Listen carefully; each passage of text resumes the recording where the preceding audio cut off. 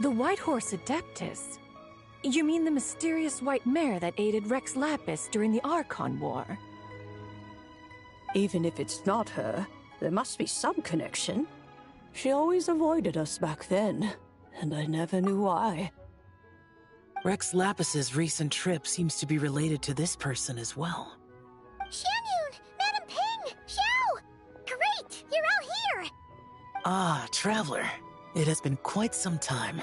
Oh, happy Lantern-Rite Paimon. You're as lively as I remember. I trust things have been well. Sorry, Madam Ping. No time to catch up. Something terrible has happened. What is it? Has Mountain Shaper gotten himself into trouble? Mooncarver is here with you, but he is not.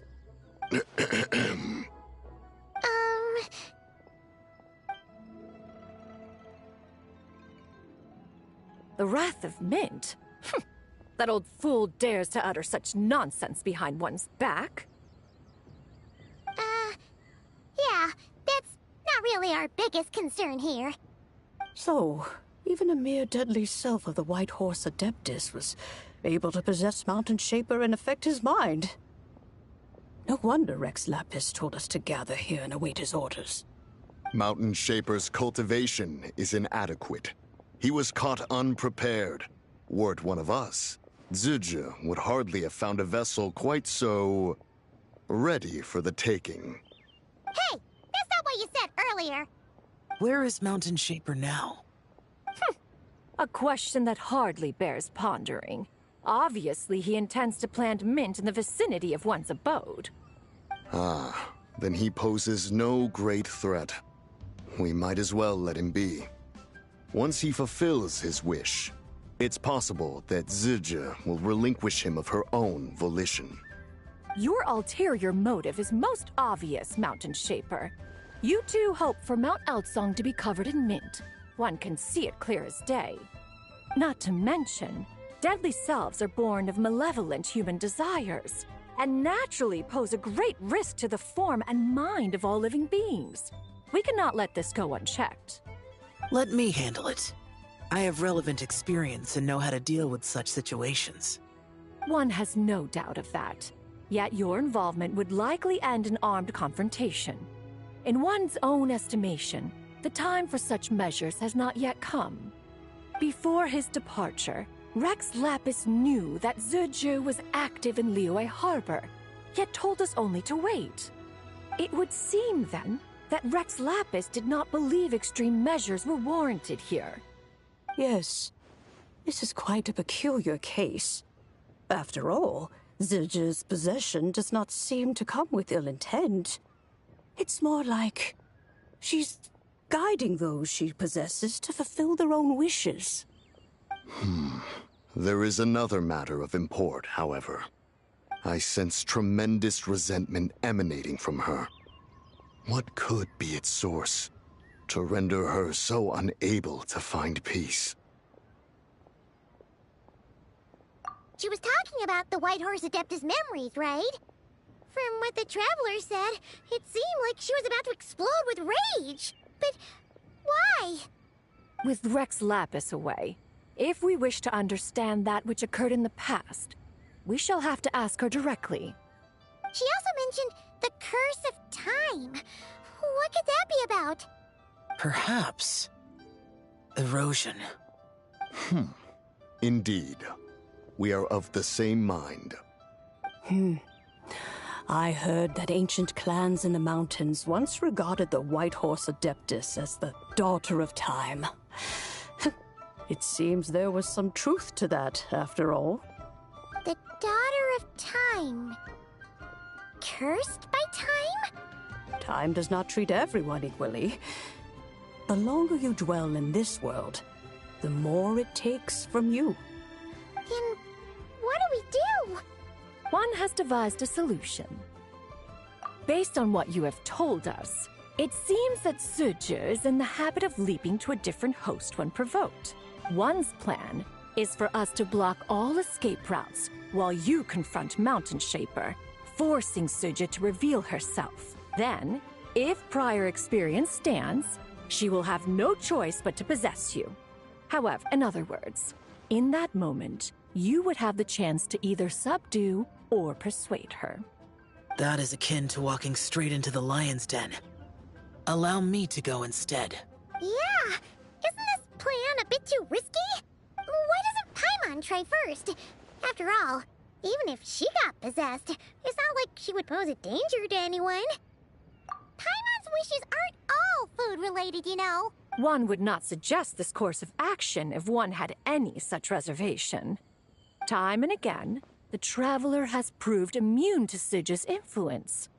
Consider for a moment why that might be. Oh yeah, that's what the first deadly self told you, right? Perhaps your time in Nodcry left you with the blessing of the newborn moon goddess, Traveler.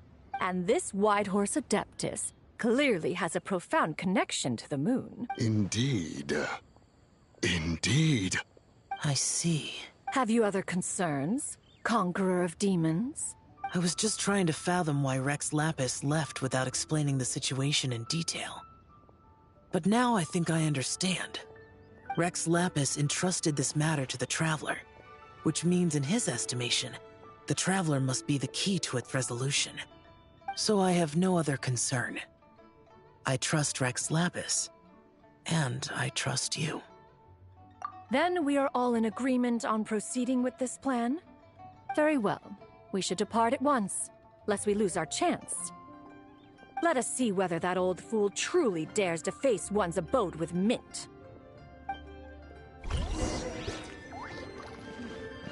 This is a peaceful neighborhood.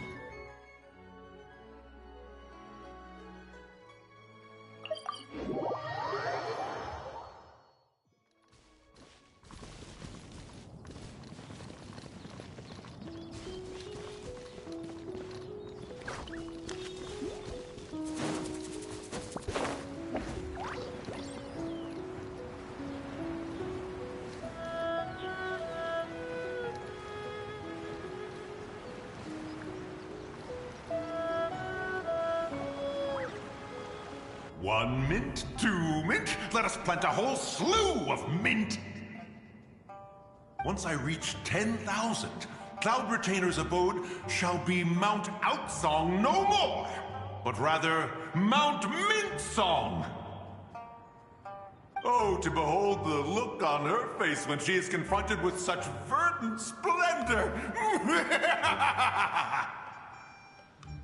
Mountain Shaper. You dare disturb the tranquility of one's abode. Do not take personal offense, Cloud Retainer.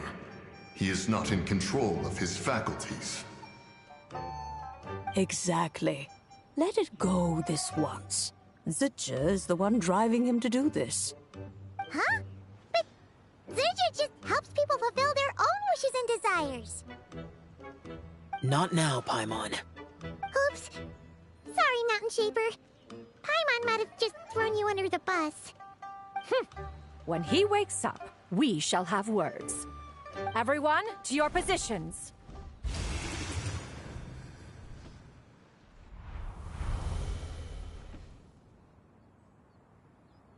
Be careful.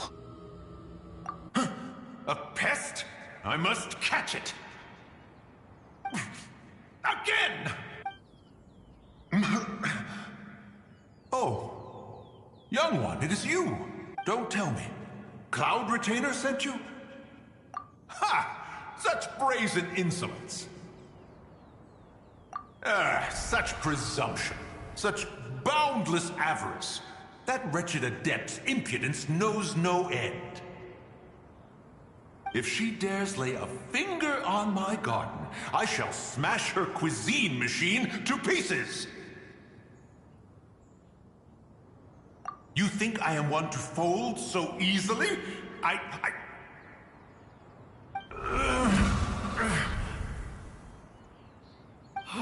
Insolent mortal! Time and again, you interfere in that which is beyond you.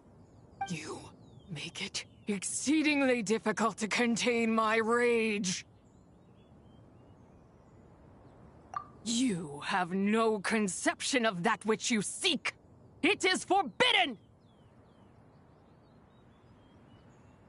You know nothing of my past.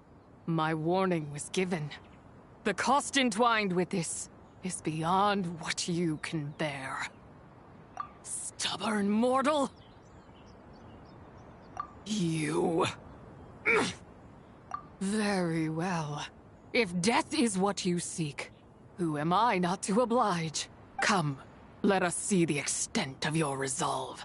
Your wish is to behold the curse of time and the memories of this form? Then, let it be granted.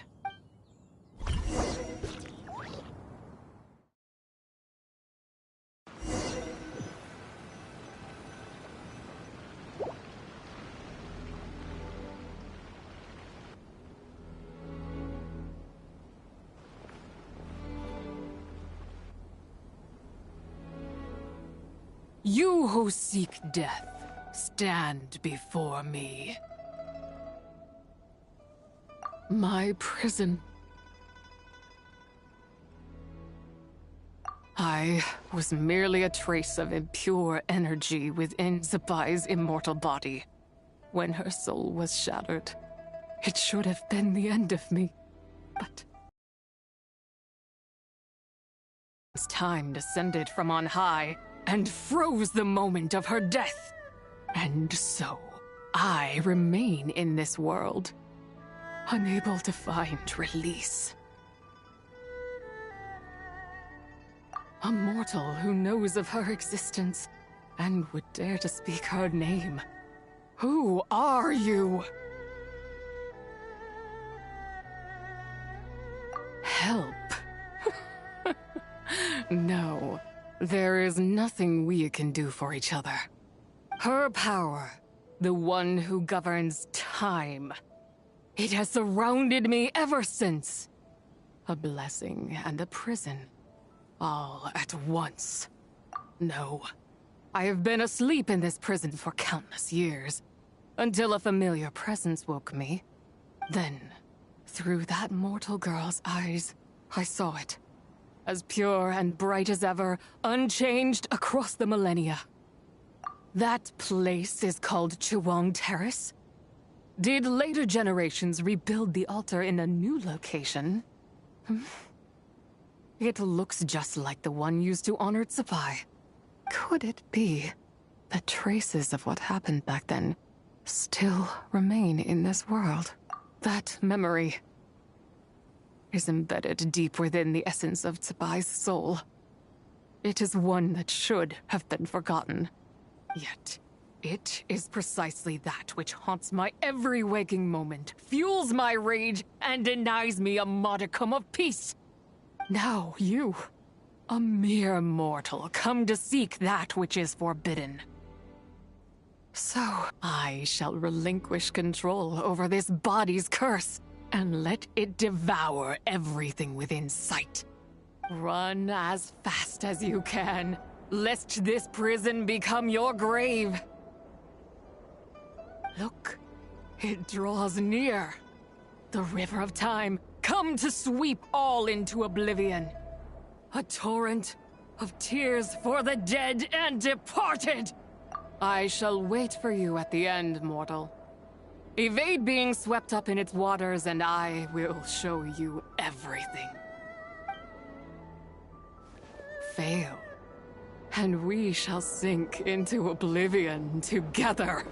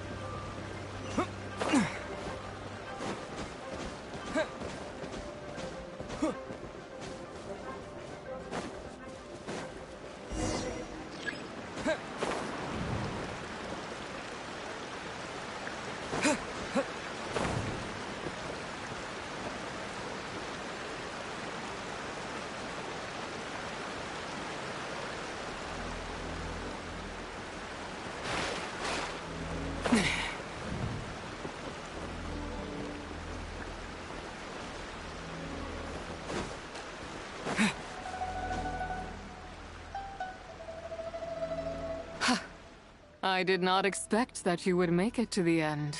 Yes, it would seem even time cannot hold you back. In that case, perhaps this truth is one you can bear. Come, let your wish be granted.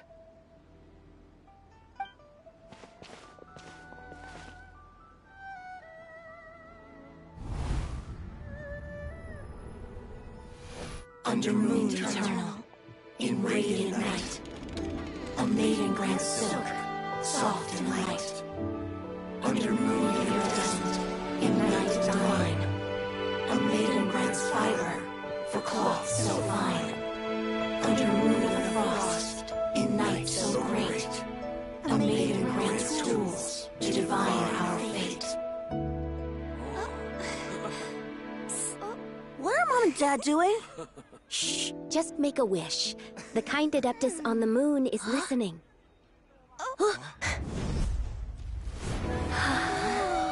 Look, it's Lady Tsubai. Wow, Lady Tsubai? Is she powerful? Of course. She taught us how to grow grain and beans, millet and rice, how to peel hemp and reel silk, spin thread and weave cloth, how to cut stone and build houses, cast bronze and forge tools. According to Mom and Dad, the Adeptus Tsubai is the god of soil and grain, who blesses our land and its crops.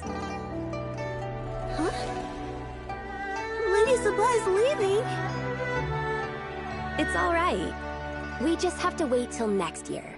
She'll be back.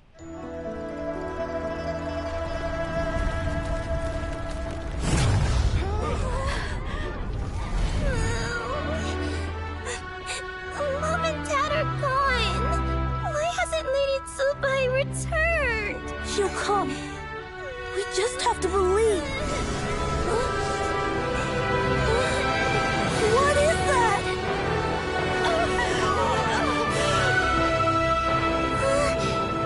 Lady Tsubai abandoned us. All places tainted by the abyss need to be purified. That includes Long Gone. And what of its people? You know what will happen. You are but an emissary to the mortal realm. This is Heaven's will. There is no need for guilt, and no place for hope. I wouldn't dare. But the people of Langan honor me, worship me, pray to me. If I do not answer, the guilt will be too much to bear.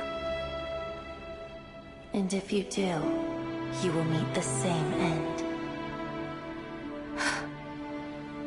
Then as their god, I shall die among them.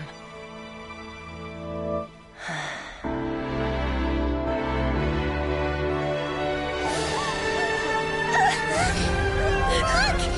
Lady Tsubai came to save us! I knew she wouldn't abandon us! Run!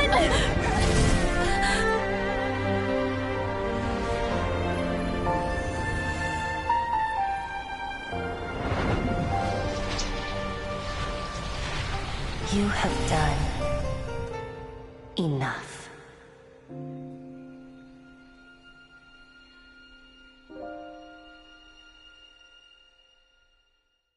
Now you know the truth. These are the memories that suffocate me where I stand and crush me under their weight. Not just my nation, but the people I loved. Were it within my power, I would ignite a blaze fierce enough to burn a hole through the heavens themselves. It was a time of war, one that ravaged heaven and earth. Remnants of the battles tainted with cursed power fell from on high and devastated Langan. The heavens decreed that the tainted filth had to be cleansed. No matter the cost, if I just had more time, I could have helped more people to escape. But it wasn't enough! I just needed a bit more, and they all could have survived.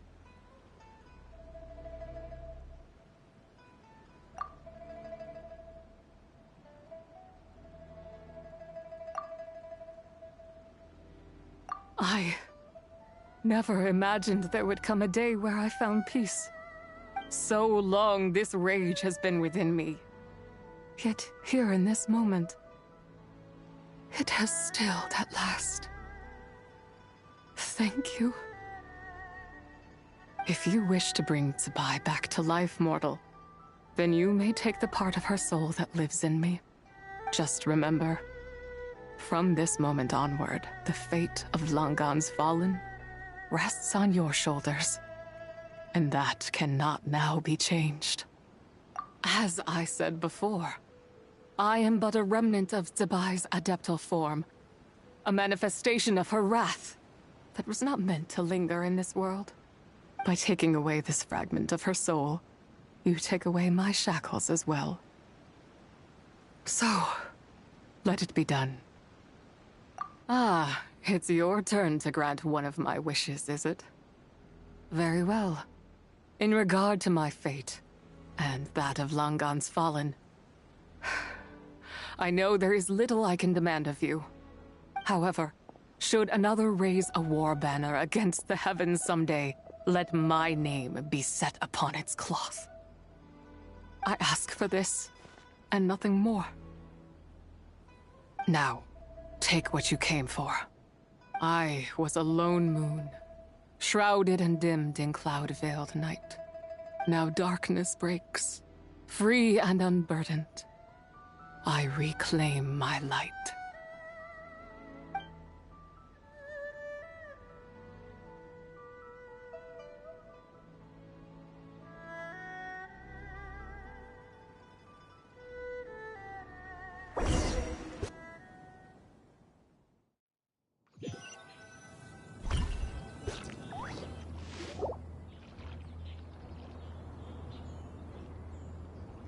You think I am one to fold so easily? Young one. What brings you here? My, what exquisite mint seedlings. Was it you who planted them? I had not taken you for one so versed in the horticultural arts. I must insist that you visit Mount Hulao. There is much we could learn from one another.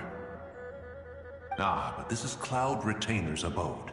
She does not appreciate the verdant wonder that is mint. We should leave at once. If she sees us here, there is little I can do to protect you. You weren't? Was it Mooncarver then? My, what nerve he has. What? Looks like Mountain Shaper is back to normal. Has the matter with Zizhi been resolved then? Wow, that was fast. That took, what, like, a second? A second to us, perhaps. But for the Traveler, I imagine it felt much longer than that. One's plan was most successful then. And you're all right, Traveler. You don't feel strange in any way? Well, sounds like good news all around. I'm glad this matter is resolved. What is this matter you speak of? The possession of that mortal child?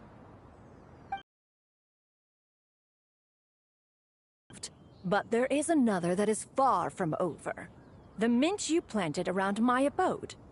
Perhaps you have a moment to spare for a little chat, Mountain Shaper.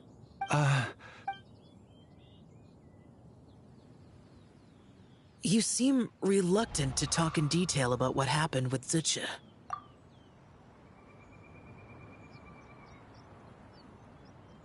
Don't worry. I won't ask you to reveal her secrets to me. And I doubt the other Adepti will either. Huh? You don't want to know what happened? The expression on your face. I know it well, Traveler. It's one I've seen Rex Lapis wear on many occasions. Whatever you learned, it must be too heavy to share. But you're okay, right, Traveler? That deadly self didn't hurt you, did she? Well, as long as you're not hurt, Paimon doesn't need to know anything else. Even so, I hope you feel like you can entrust me with it. If I learned anything from our time together, it's that one should not have to shoulder such a weight alone. Not to mention that certain knowledge brings danger in its wake. I would never want you to feel forced to be the sole keeper of such secrets. Yeah, kind of like how one person can't finish a whole slime, you know? Better to grab a bunch of friends and eat it all together. Exactly! Wait, no! Paimon's just saying we've got loads of friends who'll be more than willing to lend an ear. I never knew there was such a tragic chapter in the ancient past of this land. So, the people of that nation worship the White Horse Adeptus as the god of soil and grain. It would seem, then, that Rex Lapis had a similar reason for withholding the details of his recent trip. I've often wondered if he had companions to stand by him before we met. Or if he was forced to face things alone. Regardless, Lantern Rite takes place in 2 days. Let's meet back up again there. If there's no news of Rex Lapis by then, we'll have to come up with a plan. Fingers crossed it all goes well.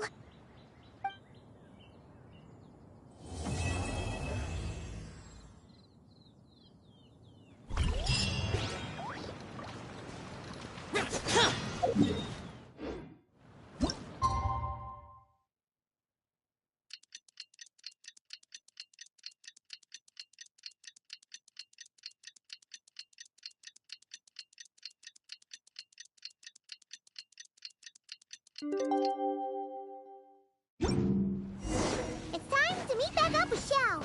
Let's head to Mount Outsong.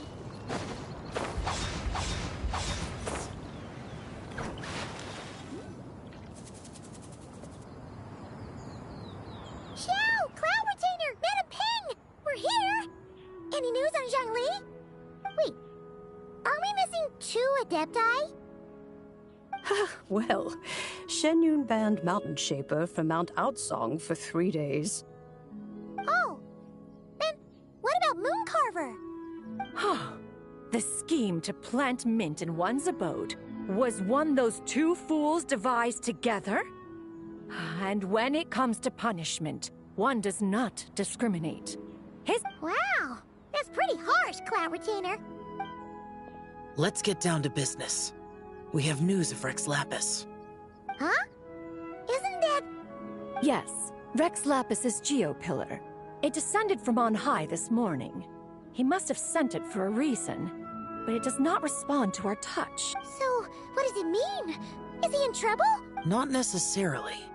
It could be a message only a specific person is meant to receive. Traveler, you alone spoke to Rex Lapis before he left. Oh, so it must be for the Traveler.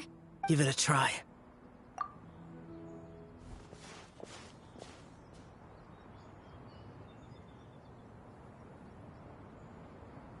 Come to the spring on Mount Qingse. I have left an entrance for you.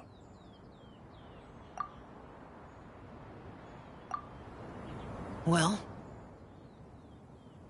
Just as one surmised, it seems that Rex Lapis will not countenance our involvement in this matter. That would not surprise me in the slightest. He's always had a soft spot for the Traveler, after all. But be that as it may, we have served Rex Lapis for millennia now. In other words, I'm sure this has nothing to do with favoritism. He's probably just trying to protect us. That's right. So you mustn't let your guard down, even if Rex Lapis is by your side. All right, let's get going. We'll try not to keep you all waiting.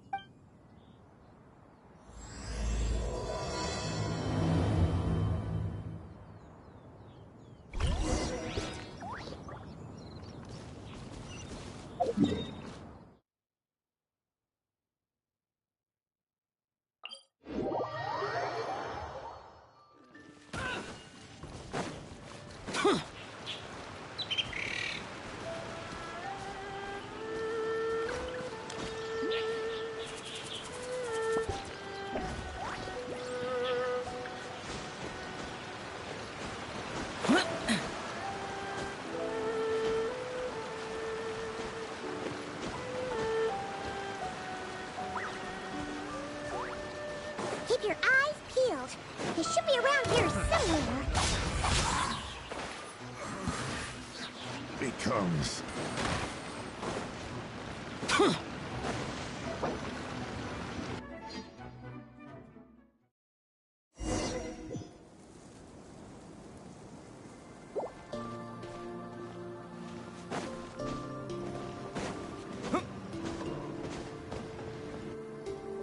Who could have imagined that the once mighty Geo Archon might end up so?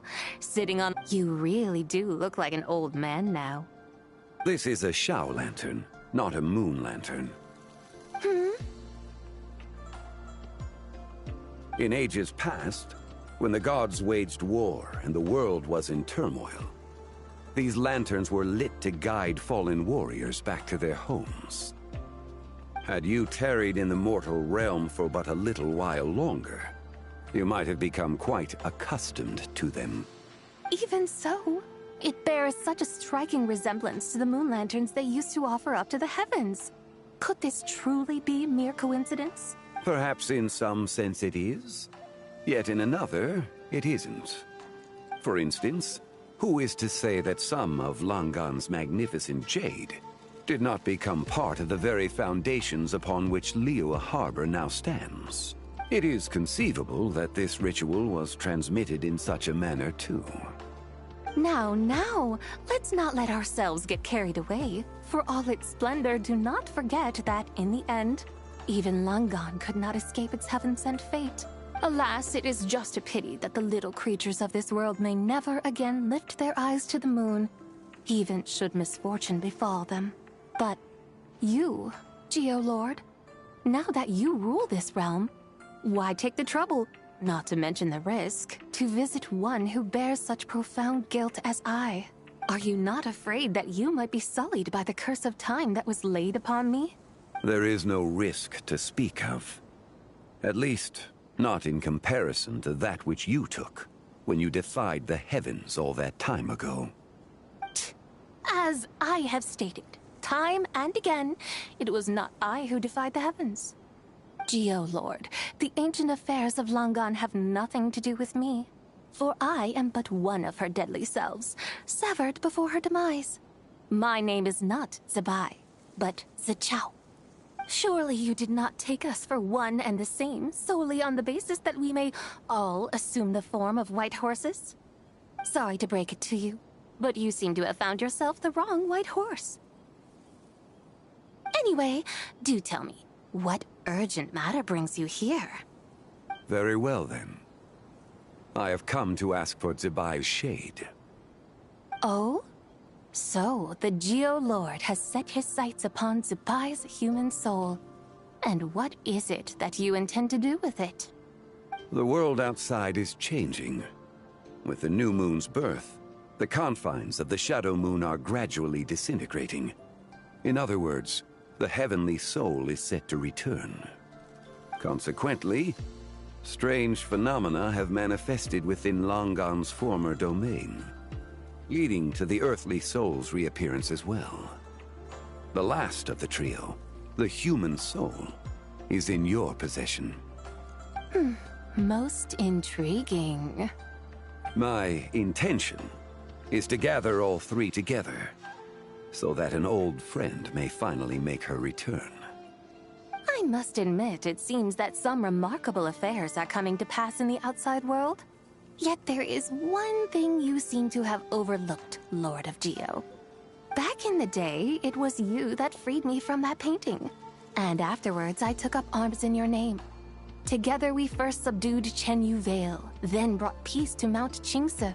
It was for this cause that the contract between us was made. But now that the debt has been repaid, what cause have you to expect my aid? Zebai and I have long been friends. Given not only that you were manifested from a corrupt desire within her divine form, but that you also possess a fragment of her soul, how can you purport to be the wrong white horse? I think you'll find that we are now as separate and distinct as any two beings ever were. What once shone with radiant purity has long become dust. What you see is no longer what it was. Oh, great Lord of Geo. Should this still be unclear to you, I bid you take your leave. As you wish. I shall let this matter rest. Wait! One moment, if you will. Should this not be your opportunity to propose a new contract? The part where you make me an offer I simply couldn't refuse? Even those puny mortals know how to haggle when striking their bargains. Should you, the famed god of contracts, not likewise strive for success through negotiation? Come now, enough with the posturing. It's time to name your price. Very well. I had, in truth, prepared a new contract for your consideration. I knew you would not come before me unprepared. Yet, you should know that I want for nothing, for I live in the mountains, carefree and untroubled. Occasionally, I even find sport in teasing the mortals who stumble into my presence. Then why persist in telling them those ancient stories? I speak of what transpired before the sky collapsed and the earth sank into itself. That is merely my way of passing the time. And what of it? Would any believe, much less remember, the ramblings of a mountain hermit? Those tales have long since spread throughout the mortal realm. Who? Should my words prove insufficient, I invite you to see the world for yourself. To this end, I have found you a pair of trusty guides. The lantern rite is presently underway in Liyue, and should prove quite intriguing for you. So this, then, is the contract you have prepared for me? Indeed it is. Think of it as a contract for a one-day festive excursion. Surely you do not hope to offer this in exchange for Tsubai's shade. The foundation of my very existence for a little excursion seems a little steep, wouldn't you say? Why not see for yourself? You can always decide afterwards. The final determination, of course, shall rest with you. Is that so? Then perhaps this deal might not be entirely off the table after all. Where then are these guides of which you speak? Hey, it's Xiangli!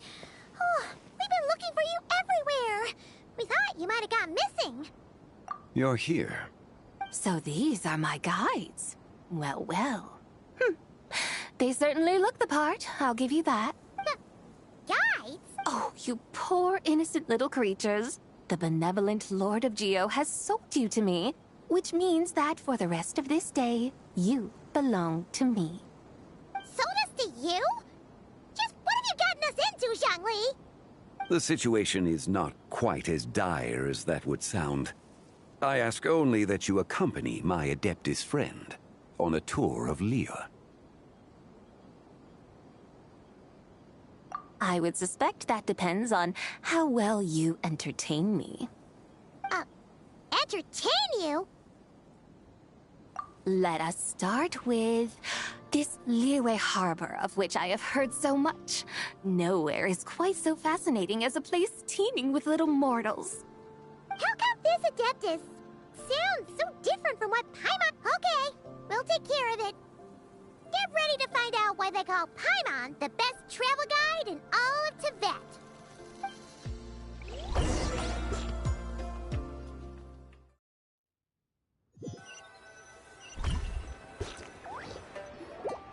Look! We've arrived at Liyue Harbor. Not only is it Tibet's busiest port, it's also the beating heart of Liyue. So, dear Madam Adeptus, where would you like to go first? With humble fare and wine to sip, in comfort clothed and soul at ease, one eats, and all the heart's ills cease. So we're heading straight for the good stuff? Well, you're in luck, because Paimon's an expert when it comes to food. There are two main cooking styles in Liyue. Li cuisine, which is all about mountain delicacies, and Yue cuisine, which is centered on seafood. The most famous restaurants are Liyue Pavilion and Xinyue Kiosk. Oh, now Paimon's starting to drool. Yes, sir. Only option is to go try them both. 2 meals, back to back. Both sound like excellent options to me. Are these the kind of establishments that most people might visit on a regular basis? Not exactly. Both Li Cuisine and Yue Cuisine are known for their pricey ingredients. Definitely not what you'd call the budget options. But don't you worry about that. Just think of it as Zhang Li's little treat. Come on! Aren't you supposed to be pals with Hu Tao? I'm unsure we can afford to spend a little more of her mora at least. Hey! All Paimon wants is to provide our Adeptus with the best possible experience here. Don't you want that too? Both certainly sound like worthy choices. Just now, though, I happened to see a porter pass this way. Where might individuals like him go to eat? A hungry porter, huh? Oh! Paimon knows just the place! Yep. Nothing fancy schmancy there. Just tasty dishes made with simple ingredients in a variety of different styles. Most importantly, it's great value for money, too. No wonder everyone loves it, huh? Oh, and the owner happens to be a good friend of ours, too. One mean restaurant. Yes, even the name itself feels lively and down to earth. All right, let's make it our first stop. Yippee! That's a great choice, too. Alrighty, let's head over there right away. Paimon can't wait to dig in. Wamin Restaurant, here we come.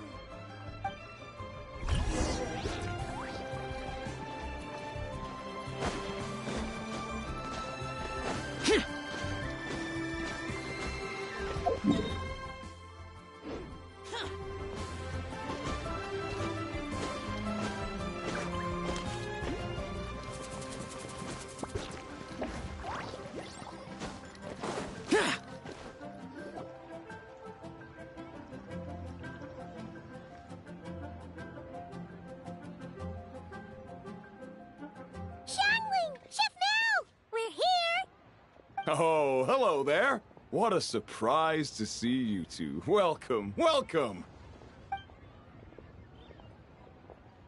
Hey there, Traveler and Paimon. We're a little busy today, so grab a table while you still can. But I don't think I've met this lady before. Is she a new friend? You could say that. Oh, I see. Well, hey there. A friend of the Traveler's a friend of mine, too. Don't worry, we'll take good care of you. Just order whatever you want, it's on the house. By the way, I'm Zhangling. I cook here at Wan Mean Restaurant. What's your name? Miss Xiangling, have you ever heard of the White Horse Adeptus? Of course. What about her? I am her, and she is me. Huh? You mean you're an Adeptus? Oh, you young'uns crack me up. Come on, Xiangling. You've got to keep up with the times. Haven't you heard of cosplay? It's like a role-playing game where you dress up as famous characters and pretend to be them. Seriously, it's all the rage, and it looks like this young lady is quite the expert. Your friends sure keep their fingers on the pulse, huh, Traveler? Wow, Dad. Didn't know you were so tuned in. But how come I haven't heard about it? You gotta listen to our customers. Didn't I tell you to spend less time chasing after wild vegetables and more time making friends? You're even more out of touch than I am. Hey, I like making friends too. Isn't that what I'm doing right now? Anyway, even if it is just a costume, is it alright if I still call you White Horse Adeptus? Of course it's all right, because that's exactly who I am. Okay. I can see you're really committed to the role. How about I call you the real White Horse Adeptus instead? In that case, you can call Paimon the real Traveler. Yeah, right. You could have at least switched outfits. Puny mortals. Nevertheless, I suppose it might be amusing to indulge in your little charade for a while at least. All right, go grab yourselves a table. I'll come take your order in a bit.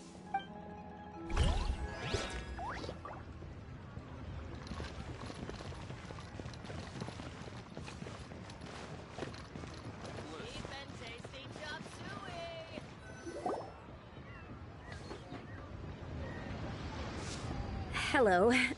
May I ask if Miss Xiongling and Chef Mao are here? Yeah, they're just over there. Wait a sec. Aren't you? So, what would you like to... You're... Hello, Miss Xiongling. It's me, Lu Xiongxiong. I just wanted you to know how sorry I am. I honestly don't know what came over me.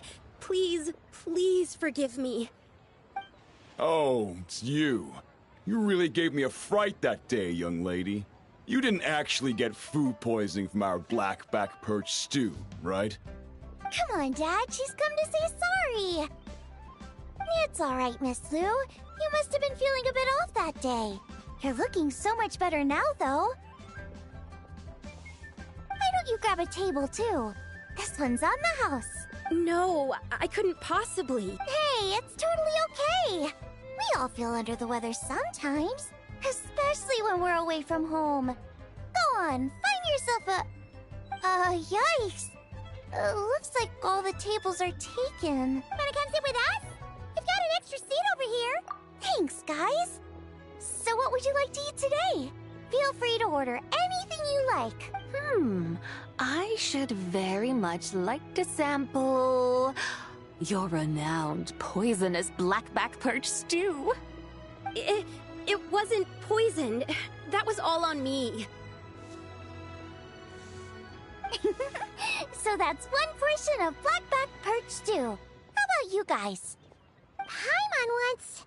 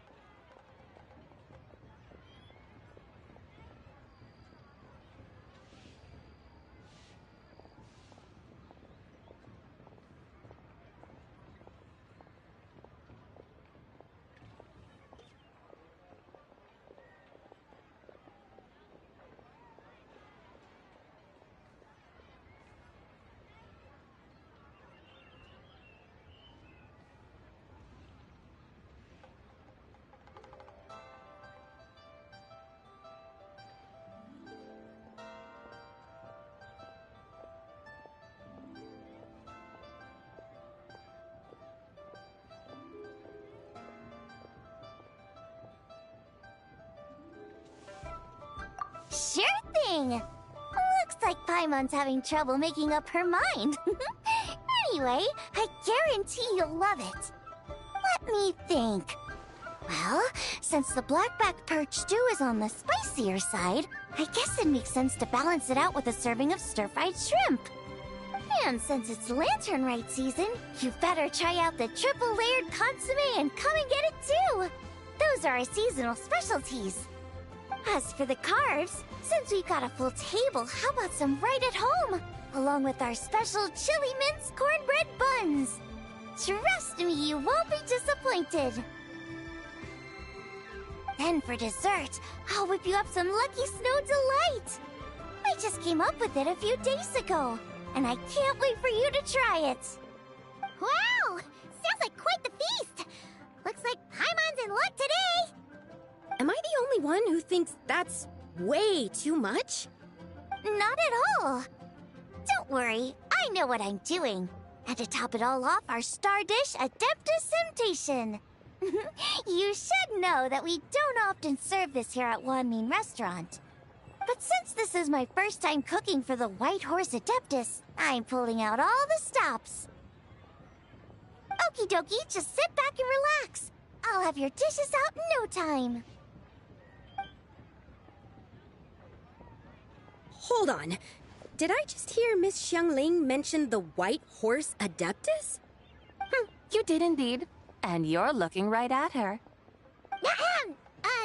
That's a joke, by the way. She's cosplaying. Oh, I see. Phew, almost believed you there for a moment. Tell me, little one, what It's a long story. Basically, a while back, I took part in an archaeological dig over at the chasm. While we were there, we discovered a number of relics. Our findings show that they date back to the era of Long Gone, an ancient nation whose people are said to have been the ancestors of some of the modern-day inhabitants of Chenyu Vale. And why might such matters concern the White Horse Adeptus? Because some of those relics not only seem to contain textual references to her, but even depictions of what she looked like. There have long been legends claiming that the White Horse Adeptus was a deity of that era, but there are plenty of other theories out there too. If I could just locate some more detailed records, I'm sure we'd be able to find out so much more. So you're into history? Well, to tell you the truth, I actually joined the archaeological team by sheer accident. But once I'd started down this path, I knew that I wanted to make something of myself.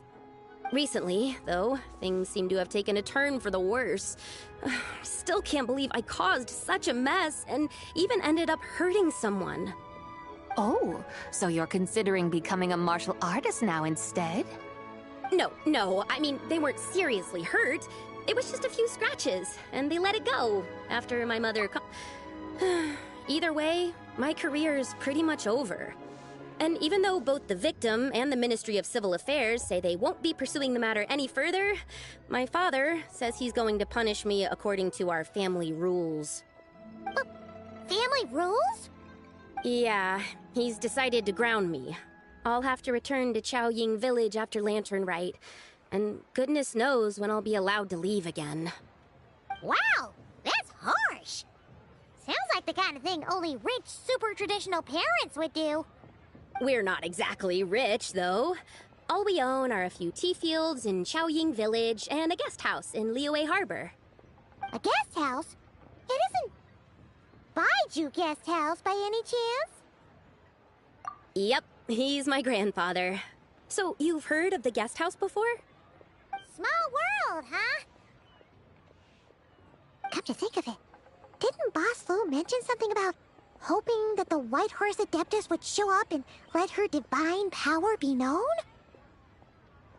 Sure, but Paimon's guessing this wasn't exactly what he had in mind. Little one, it sounds to me that your family is rather well off after all. What then drew you to archaeology? Why subject yourself to such unnecessary hardships? Even if I stayed at home, there's no guarantee I'd lead a nice, easy life. Just look at my father. Recently, my grandfather put him in charge of the guest house, and he came up with a bunch of ideas right away, starting with changing its name. That didn't turn out well, though. My grandfather yelled at him for days, even calling him a bad son, and they still haven't let it go. Oh! Paimon thinks we might have heard about that too. Long story short, being dependent on others is never fun. You just end up being completely under their thumb. That's why I want to make it on my own out here, no matter how hard it is. After all, as the saying goes, to rise above others, one must endure the hardest of hardships. What's so funny about that? You poor, innocent little creatures never fail to amuse me. To think you would endure all manner of hardships in your brief time on this mortal plane, and all that merely to rise above others. I would have thought that the wiser path would be to simply roam this world as I do. Huh? Tell me, what is it that you truly delight in? Archaeology? Martial arts? Tea planting? Or perhaps the keeping of a guest house? What I delight in? Yes! Surely there must be something you don't find quite so exhausting. Whatever delights you should not feel like a burden. But do things like that really exist? Of course! Take Miss Xiangling, for instance. I defy you to detect even a hint of hardship on her face when she wields her walking spatula. So, since it seems you are resolved to tread the rocky path, you should strive with all your might to pursue that which brings you delight. You mean, like cosplay? I suppose you might say that. Looks like the White Horse Adeptus is really getting into her role. I think I get what you mean then. Maybe I should have a chat with Miss Xiangling before I head home. Okay, everyone. Sorry to keep you waiting. Here's your food. Wow. It all smells so good. Oh, finally! I get to try that famous poisonous stew. Hey! Didn't you hear what Shan said? It wasn't the stew. If anyone's to blame, it's that other you. What's up? How fiercely this mortal fare burns upon the tongue!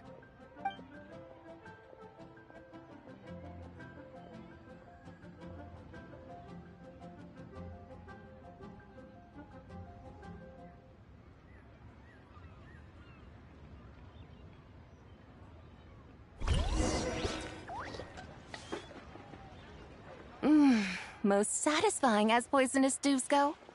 So, where to now? Time, I think, to seek out some diversion? Oh, there's plenty of entertainment options in Liyue. Paimon will tell you that. The locals like to drink tea, walk their pets, play chess, watch operas, attend storytelling performances. Storytelling performances? You know, like listening to people telling stories. They're usually based on old Liyue legends, just like their operas.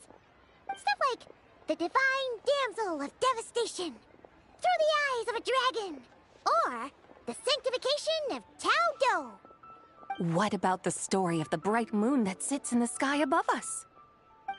Paimon doesn't think she's heard that one. Still, the moon does come up quite a lot.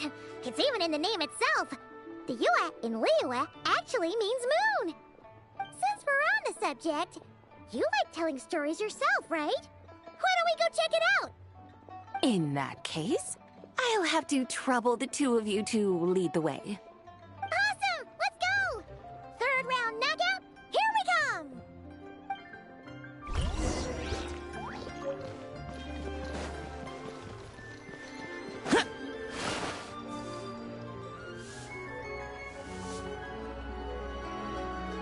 What a tongue twister. I'd have made a complete fool of myself if I tried to say it on stage without practicing it first. Huh. Call yourself Iron Tongue, Tien. Wobbly Tongue, Tien, more like. I used to have that problem a lot. But if you just take your time to grasp the meaning and commit it to memory, you'll be able to say it smoothly in no time. You're right, Miss Yoon. I'll give it another try. Hey, Yunjin! Fancy seeing you here! What are you two talking about? Ah, Traveler and Paimon, we meet again. And who may... You may call me the White Horse Adeptus. The White Horse She's not really an Adeptus. I see. Well, it certainly looks like a lot of fun. Oh, funny you mention it. This type of thing is actually something I'm... Once, to perform Through the Eyes of a Dragon, I decided to imagine that I was Rex Lapis himself. It was the only way to truly... Sounds like you just wanted an excuse to feel all big and powerful. Hey, that's... You just don't understand how inspiration works. You're one to talk. Paimon's traveled all over with the Traveler, and she's seen things that would make your jaw drop. All right, then. Since you claim to be so knowledgeable, why don't you prove it by reciting an ancient poem? An ancient poem? Which one? Ha! See? You mean to tell me you've never even heard of the ancient poem called An Ancient Poem? What kind of a title is that? Quit teasing, Paimon. We only just found out about that ourselves. He's talking about the writing on those ancient relics. When we first saw it, we couldn't figure out what it all meant. So in the meantime, we decided to just refer to it as an ancient poem.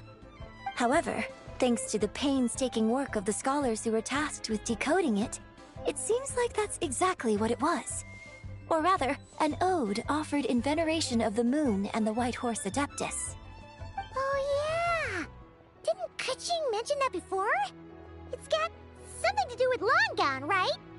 That is correct. The Ministry of Civil Affairs has issued a notice stating that, although it is true that the moon may disappear tonight, we should be in no danger. In other words, there's nothing to fear. But if you're worried, we can always take a leaf from the Book of the Ancients. By reciting this poem, I mean, and calling for the White Horse Adeptus' aid. If we do that, I'm certain she'll protect our moon and keep us safe. Oh, seriously? Paimon has to get a look at this.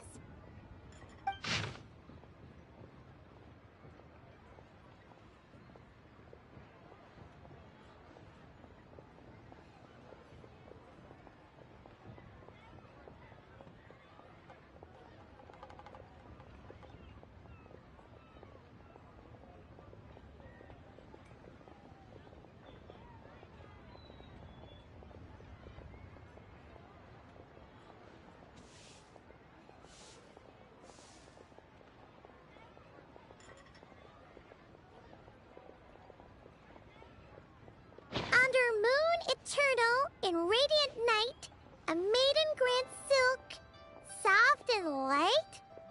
What in Tibet's that supposed to mean? Under moon iridescent, in night divine, blah blah blah, something cloth so fine. Something about fields being plowed, something else about seeds being sown from the earth. Seriously? What is this?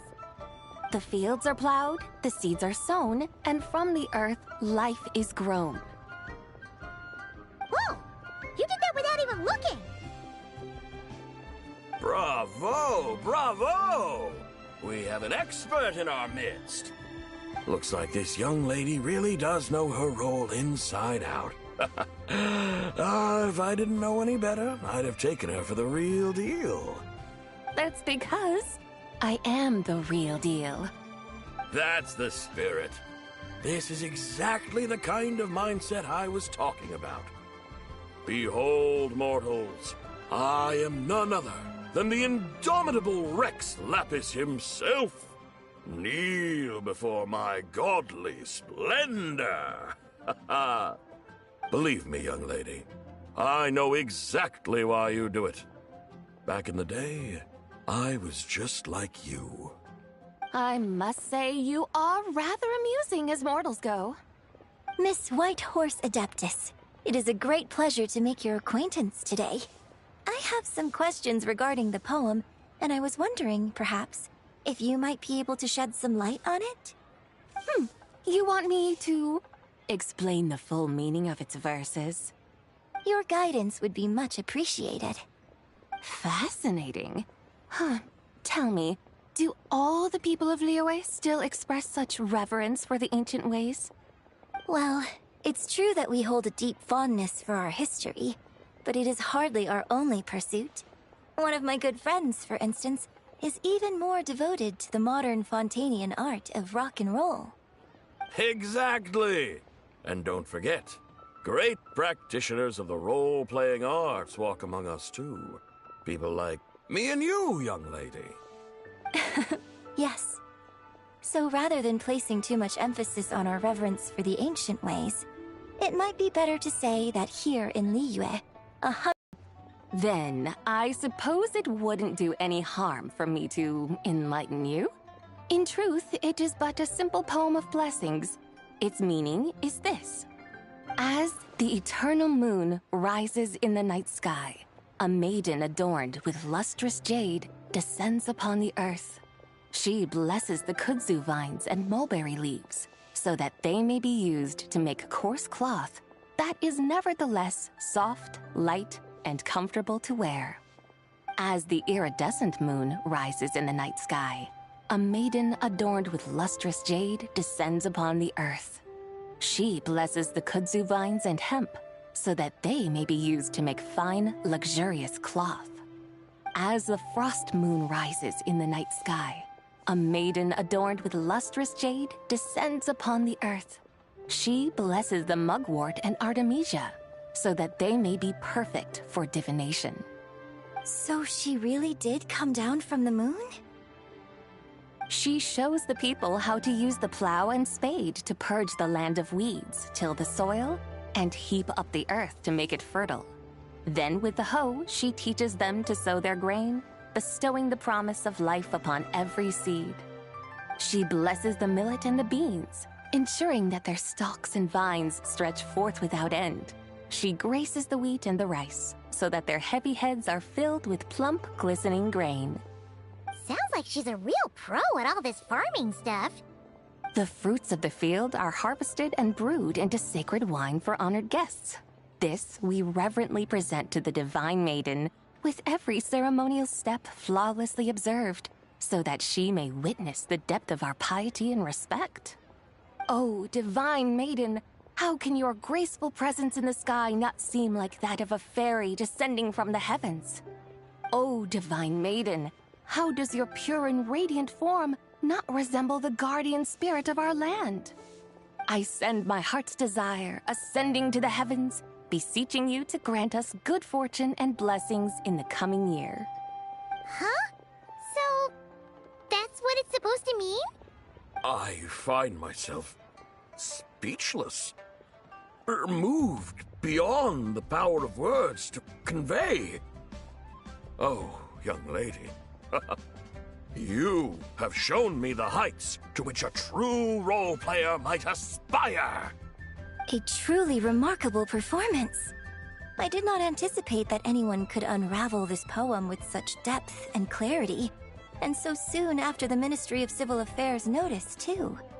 I'd even begun to consider myself somewhat versed in the matter, but as they say, there's always someone more knowledgeable out there. Allow me to extend my thanks to you, Miss Whitehorse Adeptus.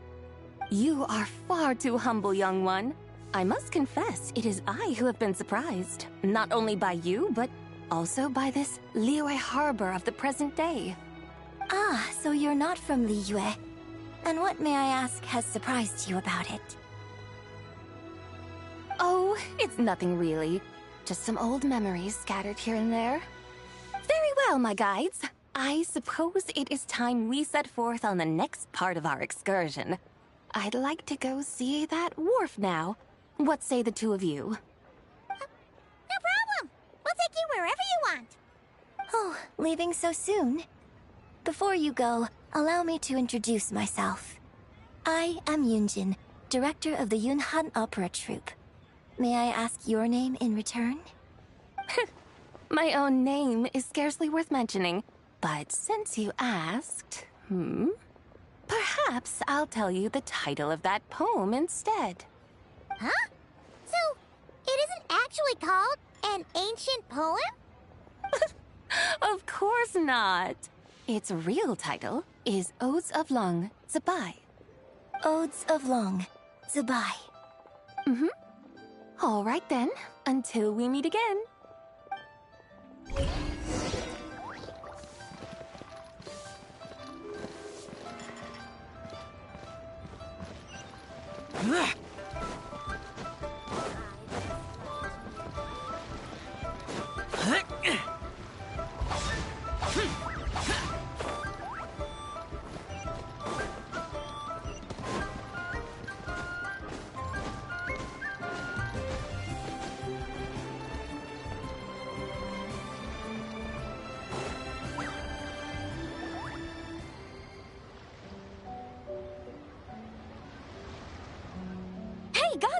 I almost forgot to mention.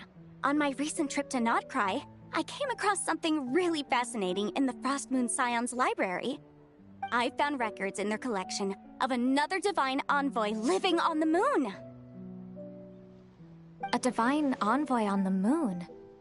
You don't think it could have been referring to the White Horse Adeptus too, do you? No way to say for sure. Still, the similarities between our legends are intriguing, to say the least. Isn't it amazing? Especially when you consider how far apart we are. It truly is. We might live in different lands, but when we look up at the night sky, we all see the same moon and stars. Right? It's like we're all bound together, no matter where we are. When you think of it like that, it's almost as if our friends from other nations will be right here celebrating with us. Isn't that a wonderful thought? No wonder you were so excited to go see the giant lantern when you first got back. Sounds like you're a real fan of the White Horse Adeptus, huh? I guess you could say that. Just a pity she's so elusive. Even Granny's never met her, you know? Maybe she really is just a legend after all. Hey, Yanfei and Ganyu! Trust, Paimon. The White Horse Adeptus is as real can be.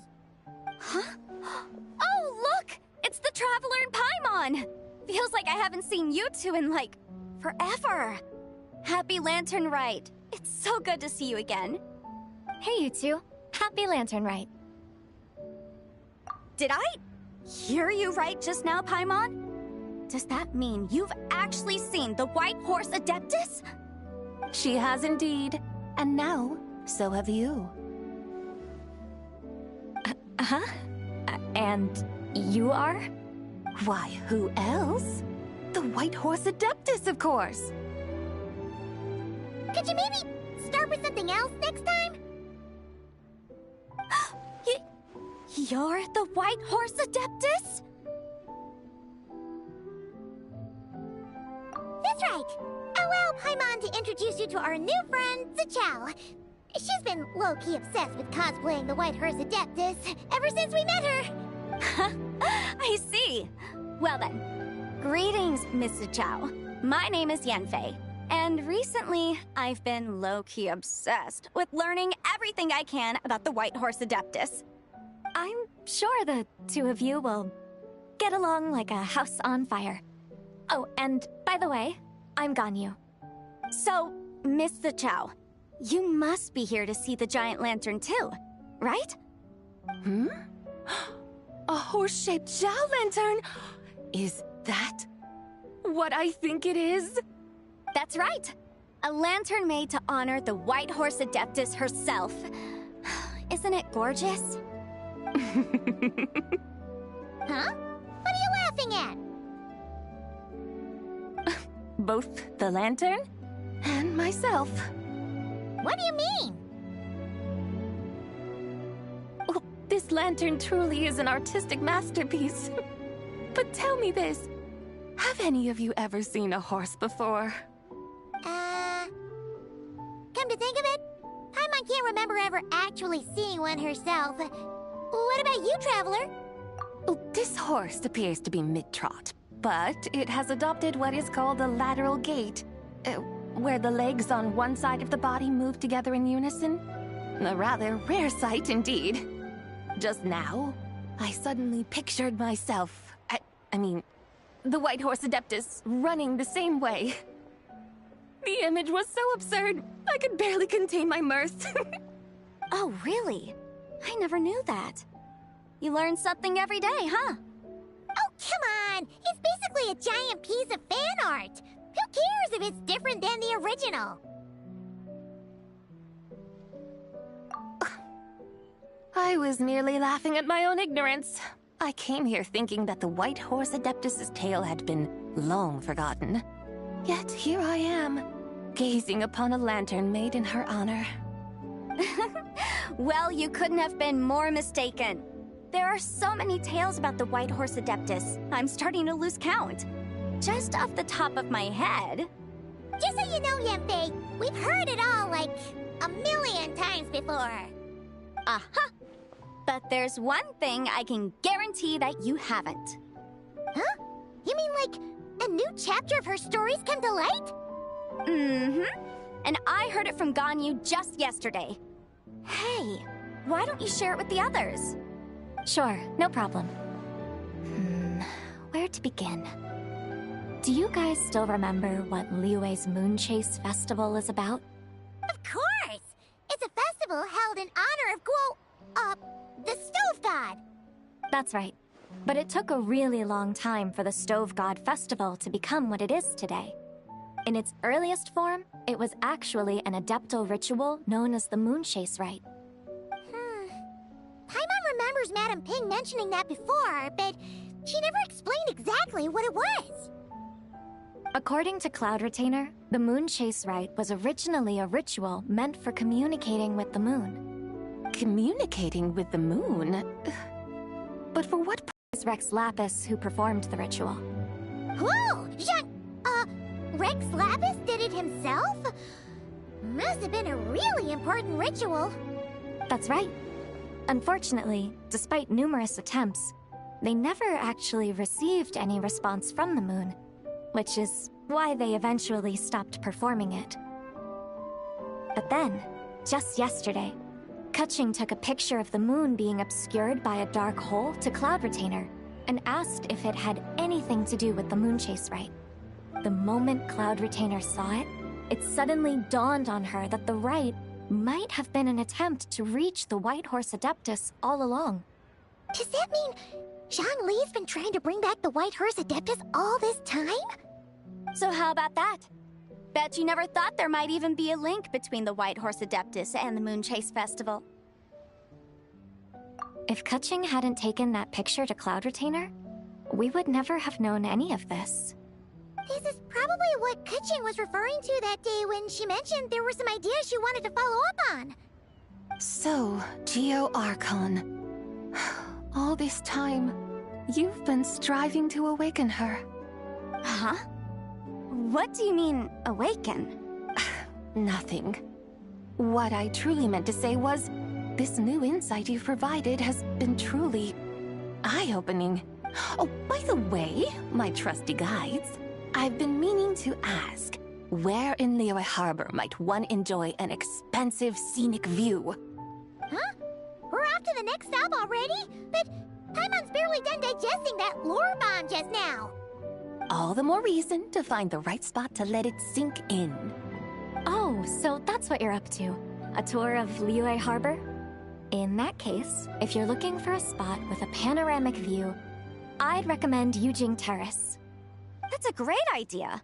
Since the terrace is on higher ground, the sea view from up there's so much better. Great! Well, the lantern ride's about to start, so we should get back to Granny's now. Hope to see you all at the festival tonight. Oh, you're off too? All right then. See you both soon. See you soon.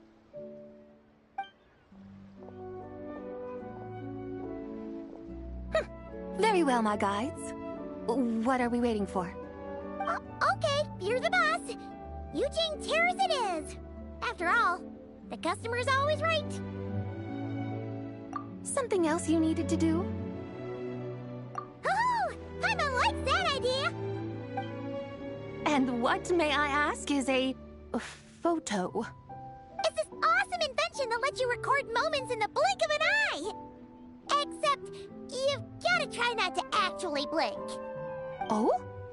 What must I do in preparation, then? Nothing. All you gotta do is choose a pose. The Traveler will handle everything else.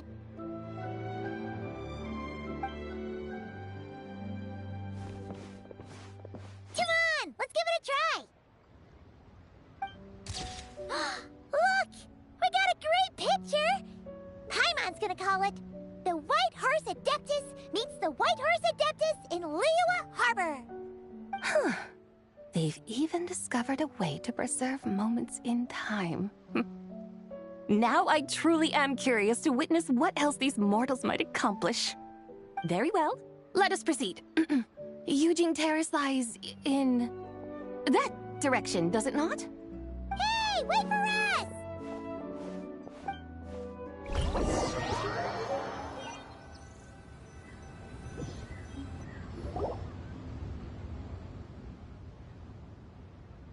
Truly a marvelous view if ever there was one.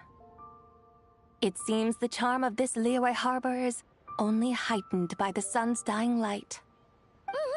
And soon, people will start releasing their shell lanterns to mark the most important day of the year. Practically everyone will be with their friends and family, eating a big meal, chatting, and even setting off fireworks. Trust Paimon, it'll look even more amazing then. What do you say? Want to stay to see that? No need. Let us bring this weary day to a close. Weary day? You mean you didn't enjoy your tour? I had imagined you would arrange for me to witness some grand spectacle. Perhaps the descent of divine beings, the manifestation of the sacred before mortal eyes, or the appearance of a selfless hero come to aid the helpless and downtrodden. Or, should that not come to pass, then at the very least spend a little more coin. For that, it seems, is how one finds true enjoyment. Alas, but there was none of these. Instead, we merely filled our bellies, listened to tales, and gazed upon a crude imitation of my likeness. And now the sun begins its descent. What a day of quiet tedium. Well, we're so sorry. If we'd known that was what you wanted, we'd have done it all differently. It's all that Zhang Li's fault for not making the customer's requirements clear. Well, it's too late now.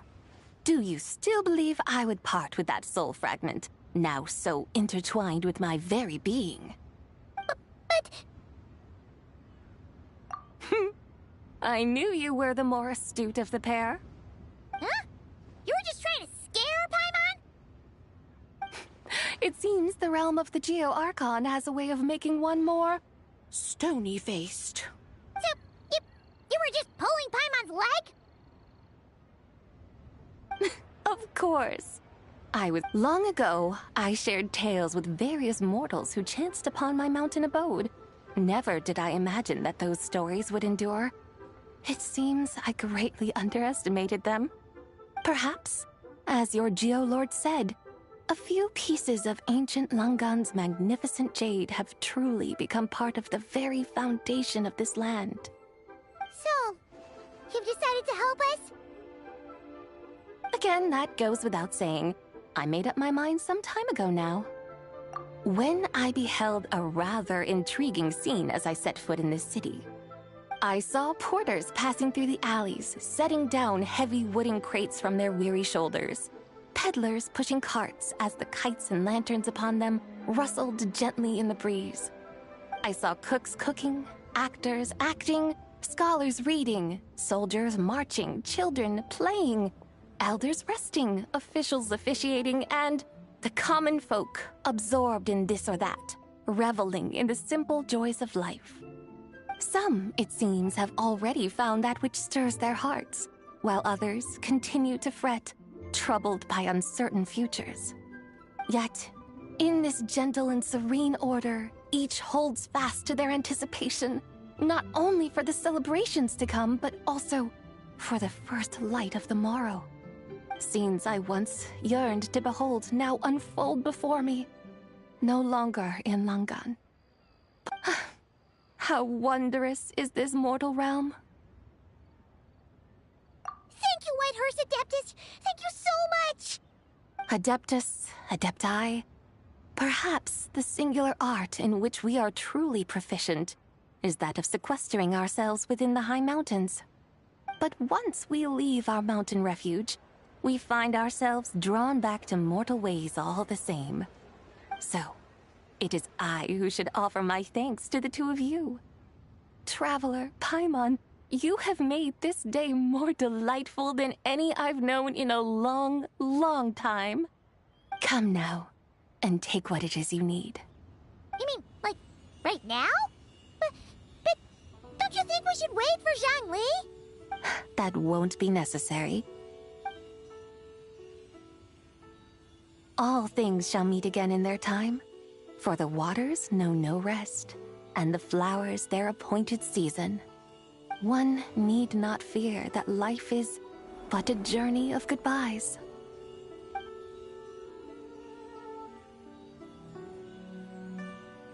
Is she gone?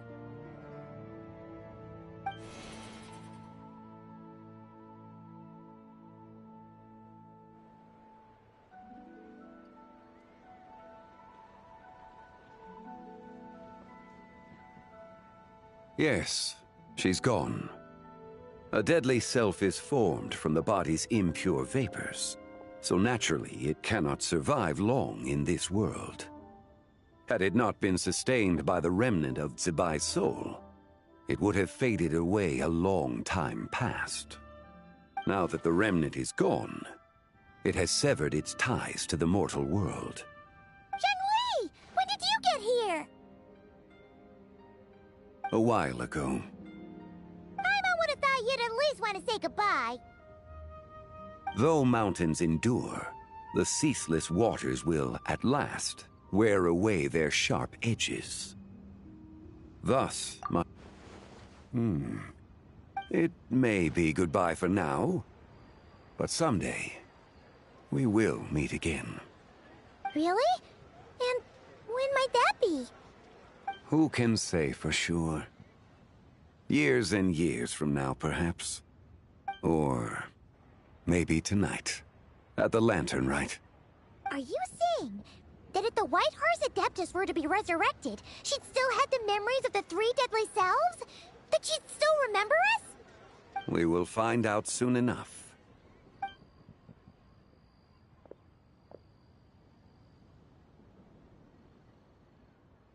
It is time.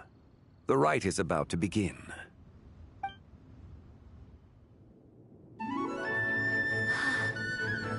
The rite is about to begin. Is the moon really gonna disappear? Got your lanterns ready, everyone? All set. Might be about time to put eyes to the sky. Wouldn't you say, Tianquan? Look!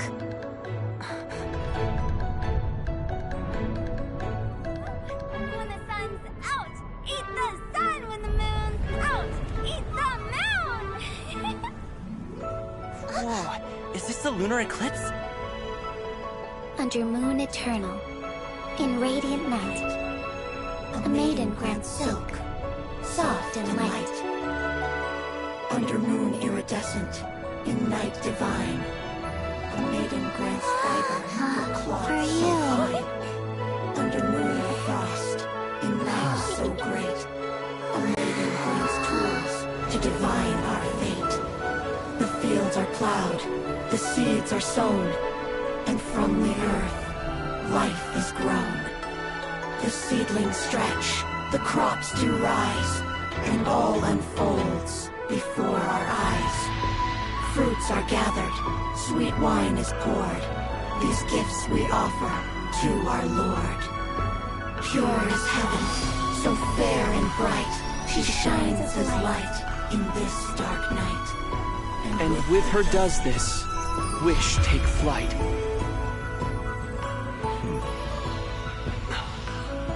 Devoted soul, scattered and unbound.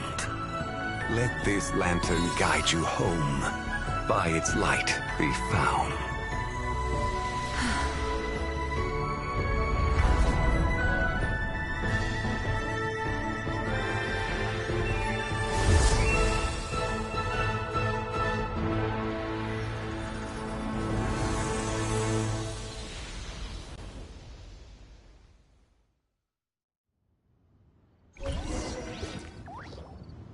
Did we do it? Do we finally get to meet the real White Horse Adeptus?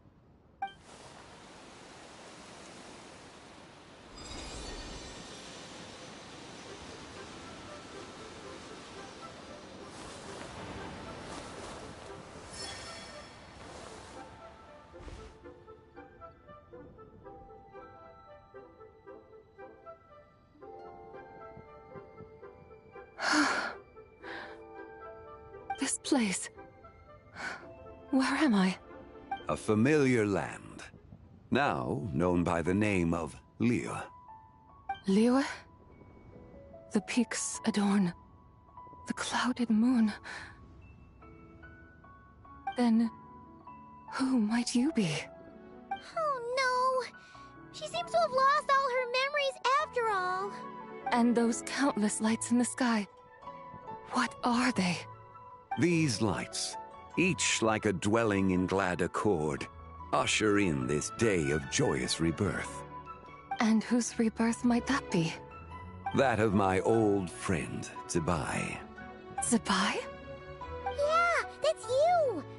Don't you remember anything at all? That's... me? Oh, yes. The envoy of the Lunar Palace. My name is Zibai, indeed.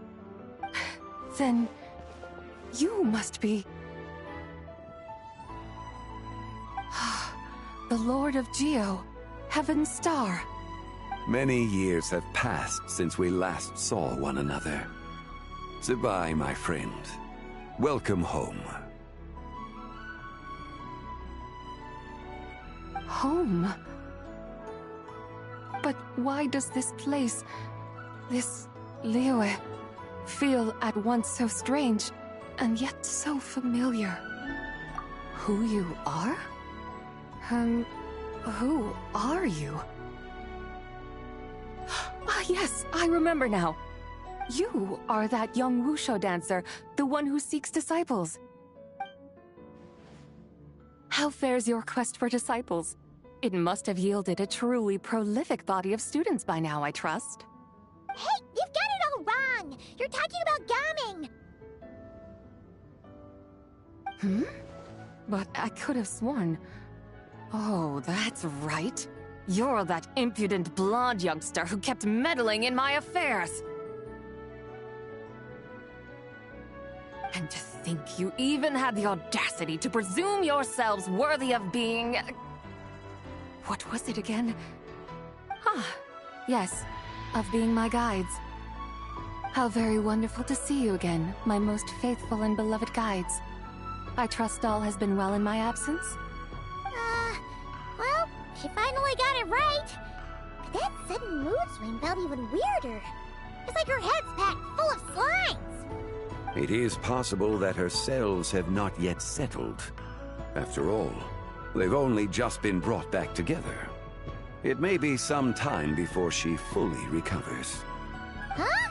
You mean, kinda like she's still half asleep?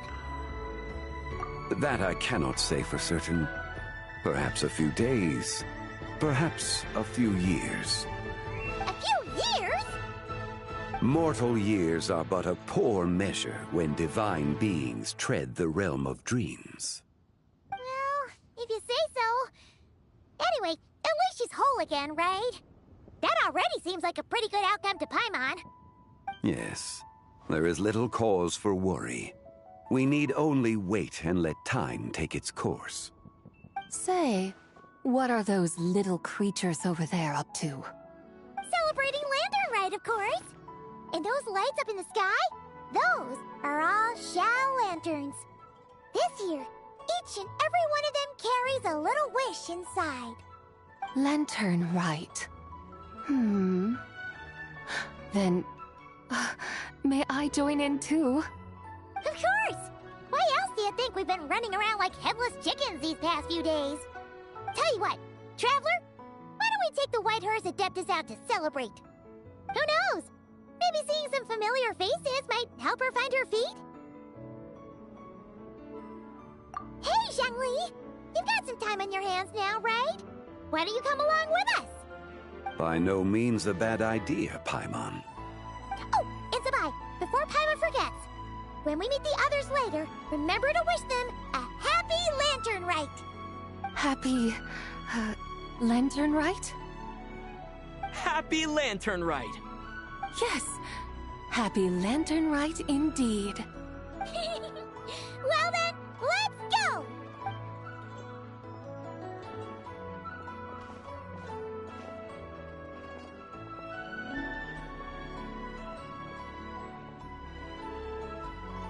Lantern Rite. A night of joy, reunion, and moonlit blessings for all.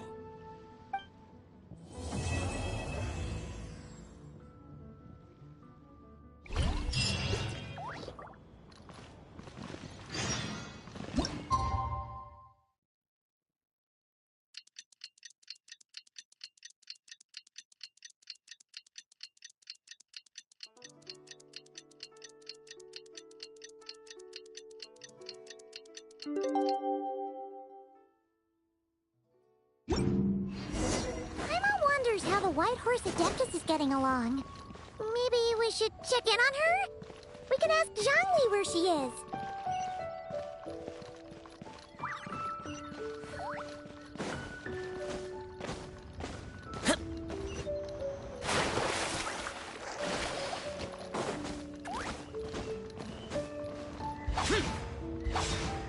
Boring!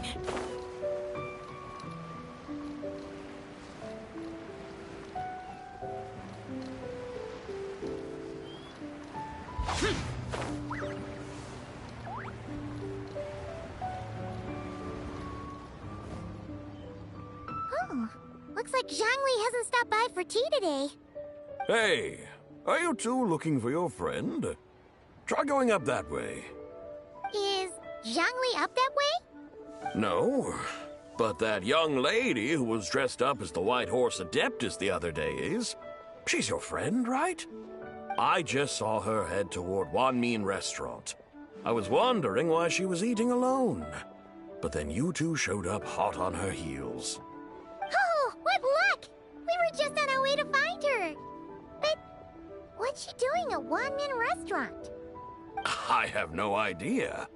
I said hello, but she completely ignored me. She couldn't have forgotten who I am, right? I mean, we're kindred spirits, aren't we? Maybe she's still half asleep, but her brain might be a little fuzzy. Oh, that makes sense. I was wondering why her eyes were so red. Her eyes were red? Oh, that doesn't sound good. You young people, staying up all night because you think you're invincible. Look at your friend. Missing out on sleep so she can pretend to be the White Horse Adeptus. That's where that leaves you, you know. A word to your friend from someone who's older and wiser. She really needs some rest. Paimon wouldn't be so certain about the older and wiser part. Yeah, what was that?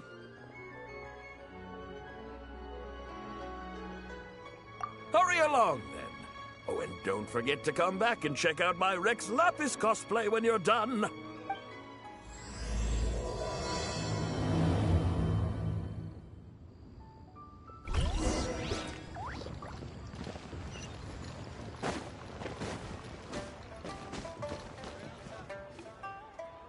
Where's the proprietor? Come out and see me at once!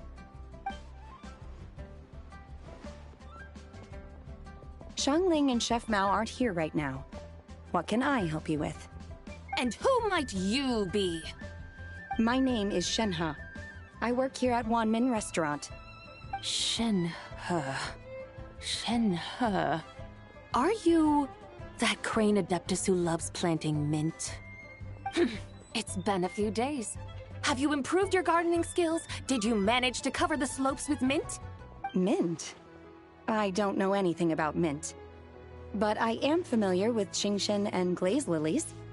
Ha!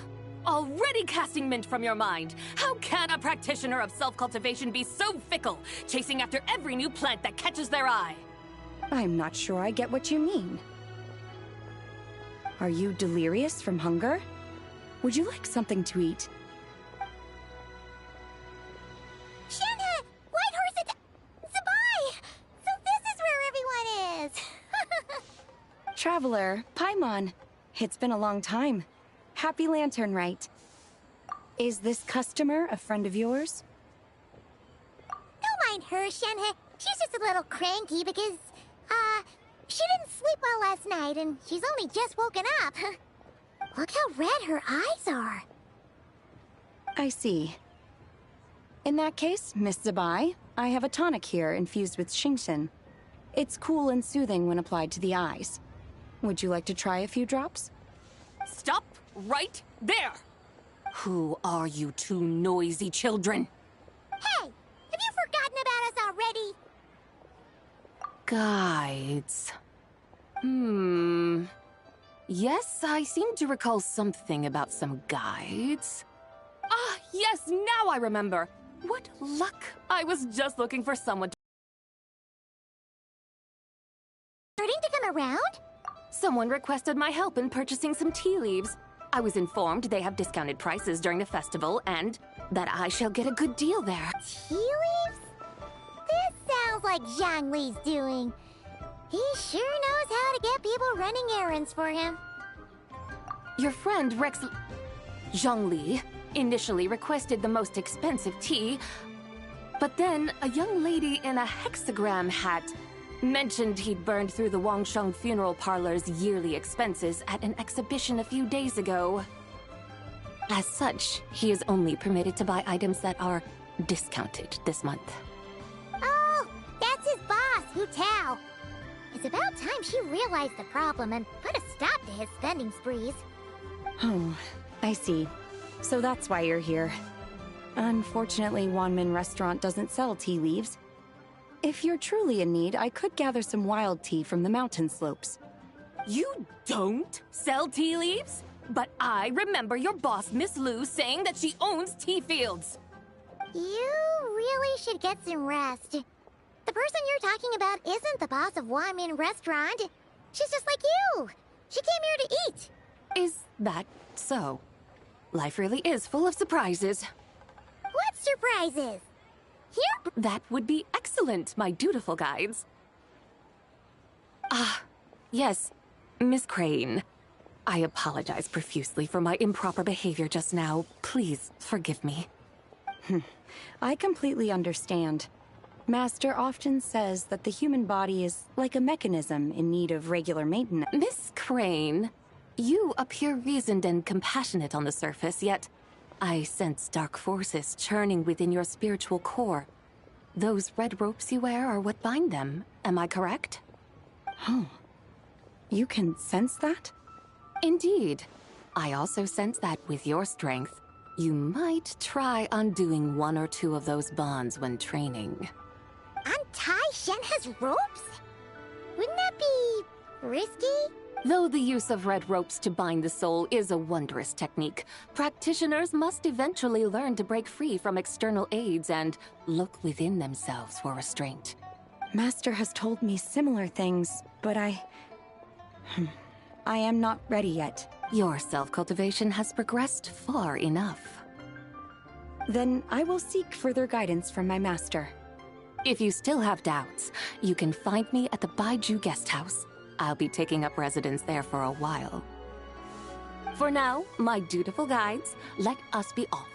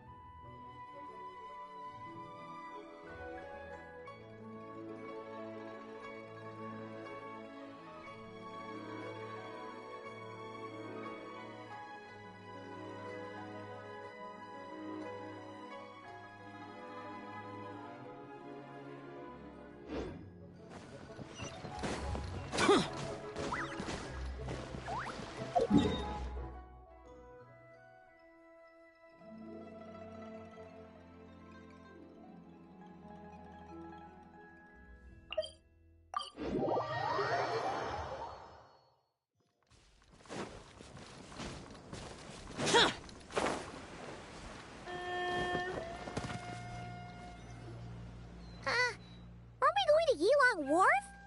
How do we end up on this mountain?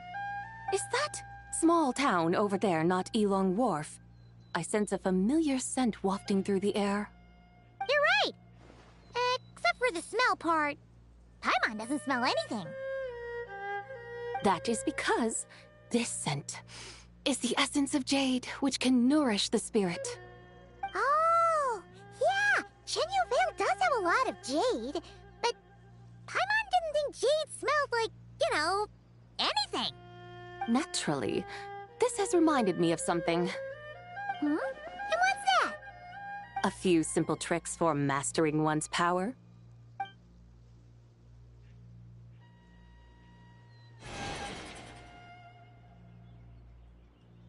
What is that thing?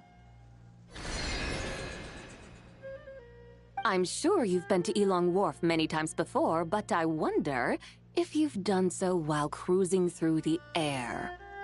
You've been such dutiful, dedicated guides, so allow me to offer this fresh experience as recompense. Please step in.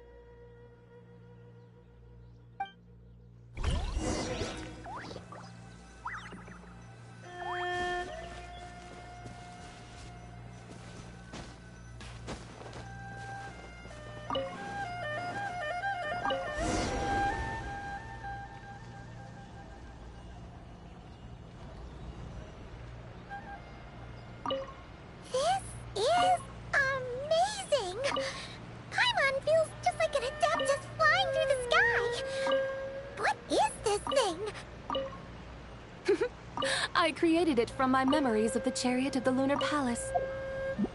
Many years have passed since I last laid eyes upon it, so there may be some discrepancies. Nonetheless, it is functionally much the same. A lunar chariot? Wow! Paimon never imagined she'd get to ride in one! So bye! It, though I suppose you are correct. I was once an angel, a member of a race tasked with guiding humanity. Then, graced by serendipity, I became a moon envoy. Huh? What's a moon envoy? Some kind of super important angel? As you would understand it, a moon envoy is a job title. Any angel, or non-angel, can become a moon envoy. Does that mean you're not the only one? Of course not. Though my memories are still hazy, I vaguely remember some of my colleagues. There was one who liked to take on the form of an ibis. An ibis? Could it be... Can all moon envoys turn into animals? Does that mean Lauma could take that job? She can turn into a deer, and moon chanters are some sort of Luna envoy anyway, right? Moon chanter? I have no idea what those are. Oh, okay then.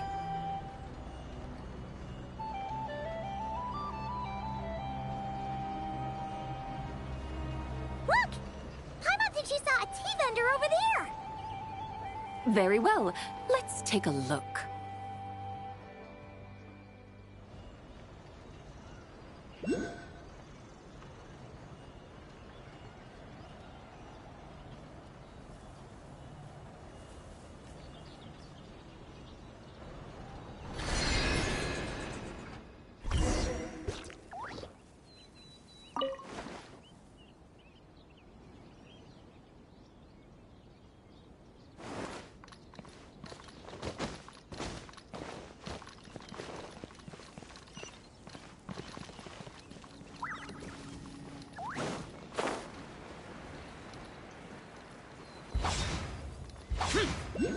Boring! Worthless! Welcome, please have a look around. We only sell teas of the finest quality sourced directly from Chaoying Village. Right now we're offering a special discount for Lantern Rite. Look over there! Discounted tea! Dear customers, are you looking to purchase some tea leaves? I can see from your bearing that you are no ordinary customers. My humble shop has some exquisite teas that should satisfy your more refined tastes. We're not here for quality. We're looking for a discount. A discount? Well, that's a coincidence. Our Sunglaw tea is on sale right now. A special festive offer. Something about the name of that tea sounds familiar to Paimon. Buy 3 boxes of Sunglaw tea during the festival to get 10% off. Buy 4, get 20% off. Buy 10, but... That's right! 10 boxes at half price. Have you been to our shop before by any chance? Oh, Paimon's definitely heard this spiel before.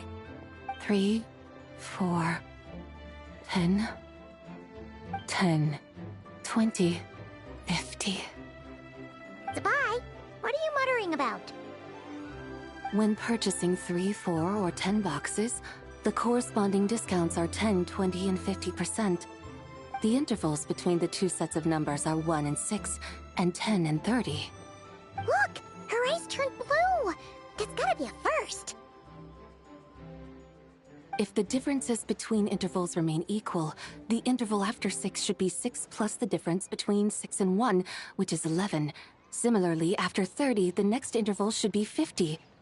Therefore, extrapolating upward, the next two numbers in each set should be 21 and 100. You're making Paimon's head spin! Those numbers, what do they mean? They mean that if we buy 21 boxes of Songlot tea, we should get a 100% discount! 100% discount? You mean we'll get them for free? Oh, there was a pattern to the discounts. Is that right? The pattern we speak of is mathematics, little one. A pattern that is always right. That's amazing! You're a shopping genius, Zabai. Oh, wait. Something feels off here. I had no idea our shop's discounts were tied to the laws of nature. I've learned so much from you, dear customer. No need to thank me. Now, please give us our 21 boxes of free tea. Wait! What's the matter? Paimon just realized what it is that's not right. It took you long enough. We got the short end of the stick! Think about it. If we don't have to pay when buying 21 boxes, then if we buy even more, the vendor should be paying us money instead, right? Huh? Hey, Zabai, work this one out. If we buy 100 boxes, we'd make loads of money, wouldn't we? It stands to reason.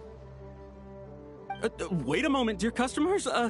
Don't you think you're haggling a little too hard? You are the one dictating the discounts. We're simply extrapolating the numerical patterns within. As such, we are hardly haggling. You have a point. However, that's right. I'm so sorry. I just remembered.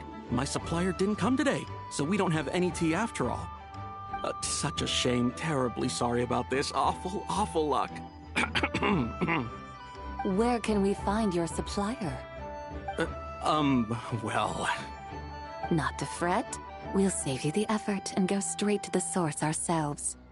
Well, you see, dear client, the supplier's discount isn't as generous as ours. You won't be able to get the same price from them. Huh? Does that mean they won't pay us for taking their tea?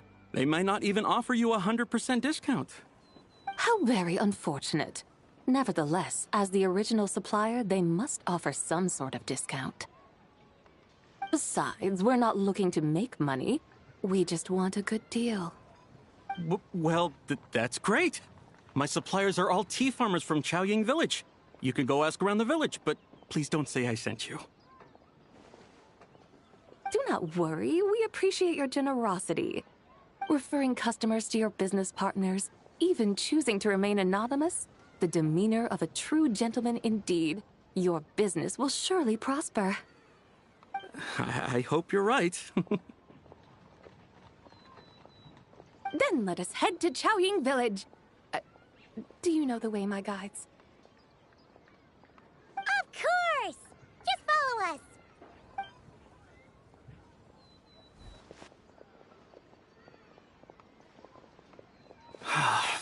What otherworldly beings were those? I should hurry home and pray to the White Horse Adeptus. May she bless me, such that I never encounter such customers again.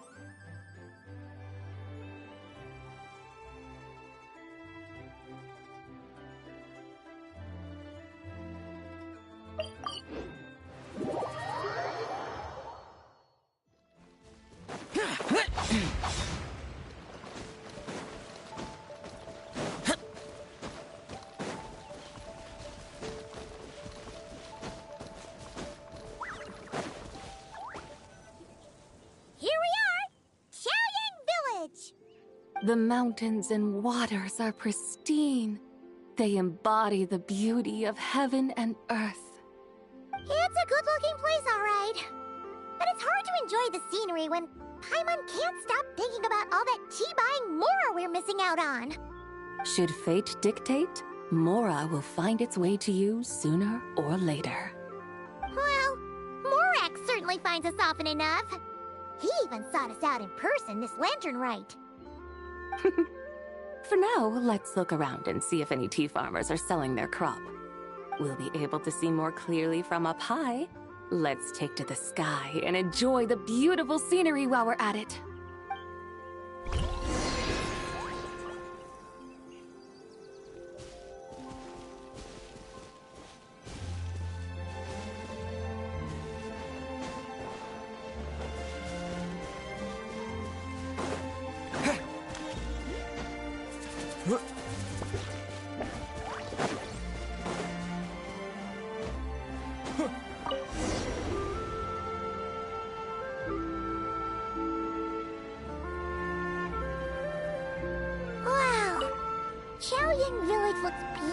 From up here. Indeed, the houses here are quite different from those in Liyue Harbor. They follow the natural contours of the mountains, forming unique, elegant structures. Yeah, it's super beautiful. The white walls and dark tiles frame the emerald waves of the terraced fields, while the curved eaves and tall gateways juxtapose each other with grace. It's almost too beautiful to be true. The crowing of roosters and barking of dogs, the calls of farmers working the fields, a vibrant pastoral chorus overflowing with earthly vitality. Yeah, it's incredibly beautiful, huh? Have you studied the linguistic arts by some chance? Huh? Your vocabulary for beauty seems rather constrained. Paimon knows how to say pretty as well. I see. Now then, let's take a look around and see if we can find any farmers selling tea. Look!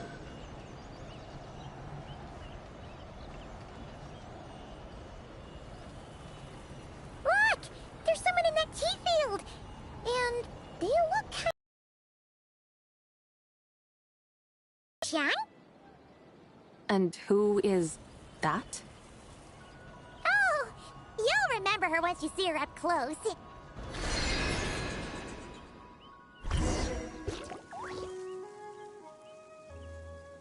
there, Lu Shengsheng! It really is you! Huh? Paimon, Traveler, and the White Horse Adeptus. Fancy seeing you here. The White Horse Adeptus has a name now. You can call her Zabai. And you are... Wait. I remember now, you're... Don't say anything about food poisoning or fish. You're the young lady who wanted to rise above the rest, are you not? Yes, that's me. But I'm in a bit of a state right now. At best, I can say I've fallen below them. Fallen below them? What happened? Like I said the last time we met, I'm being punished according to family rules. My father, mother, grandfather, grandmother, other grandfather, other grandmother. Oh, that's a lot of family members. Yeah, and on the night of Lantern Rite, they held a family meeting to discuss my situation. So, they do care about you. There's no doubt they care. But they think that since I caused all that trouble in Liyue Harbor, it shows I can't be trusted on my own. They decided to ground me. Ground you? Yeah, though they're not confining me to my room.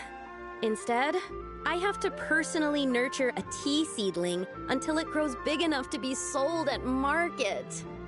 Aw, a tiny little tea baby. Do they want you to experience what it's like to be a parent? It's supposed to cultivate my character and temperament.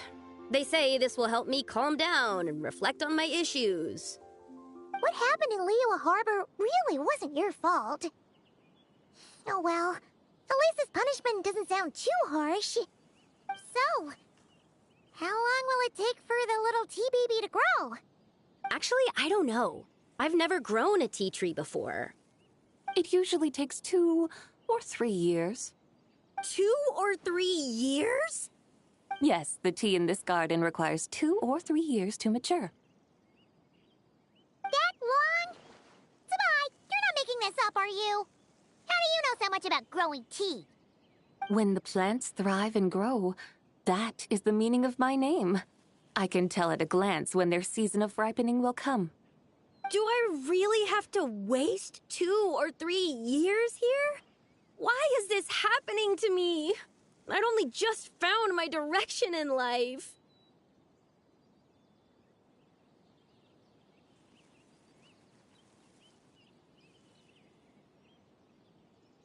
Yes, during the Night of Lantern Rite, I heard many people reciting poems from Long Gone in praise of the moon. In that moment, I suddenly felt a great sense of pride. I mean, I helped excavate cultural artifacts from Long Gone, so I contributed to the revival of these poems too, right?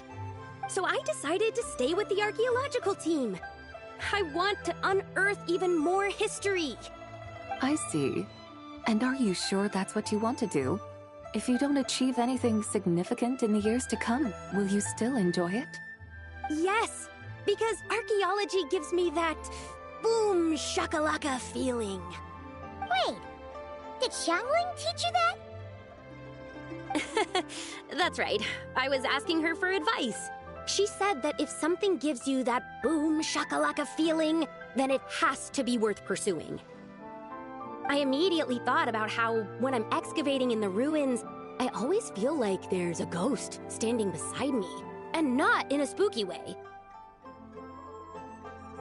It feels like my great-great-great-great-great-grandmother patting me on the shoulder and saying, "Keep going. You're about to rediscover some grand ancestral knowledge." Right? It feels like I've made some kind of connection with my ancestors. Isn't that amazing? Since you've made up your mind, you should give it your all. And I'd love to, but I'm still grounded. Run away, summon up a little boom shakalaka, and leave the tea garden behind. Flee this village. That might be going a bit far. You don't want to lead others astray, Zabai.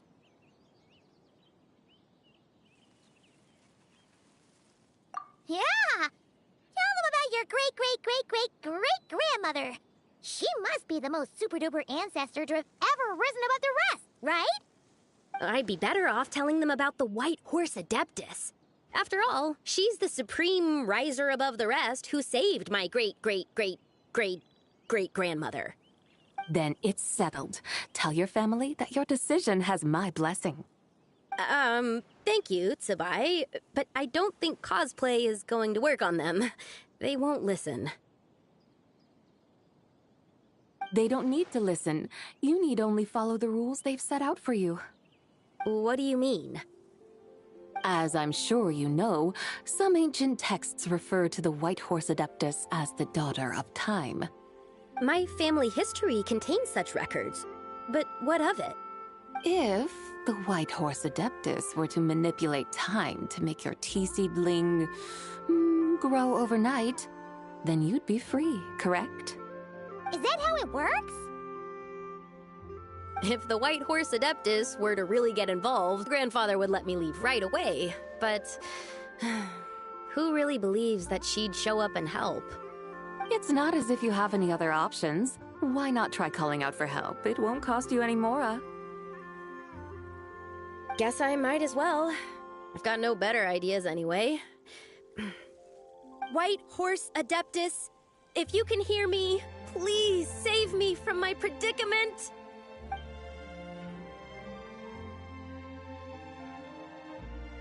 Ugh. Nothing happened, as expected. Perhaps the White Horse Adeptus has already heard your prayer. Why not come back here tomorrow and take a look? By then, the seedling you planted may well have grown into a thriving tea tree. Thank you, Zabai, for trying to comfort me. I do feel better now, kinda. But can't you really do something like that? Oh, it's getting late. Why don't you all stay at my house tonight? My family may be strict with me, but they're always welcoming to guests. That sounds great! Let's get some sleep and then come back here tomorrow to see if our tea baby has grown.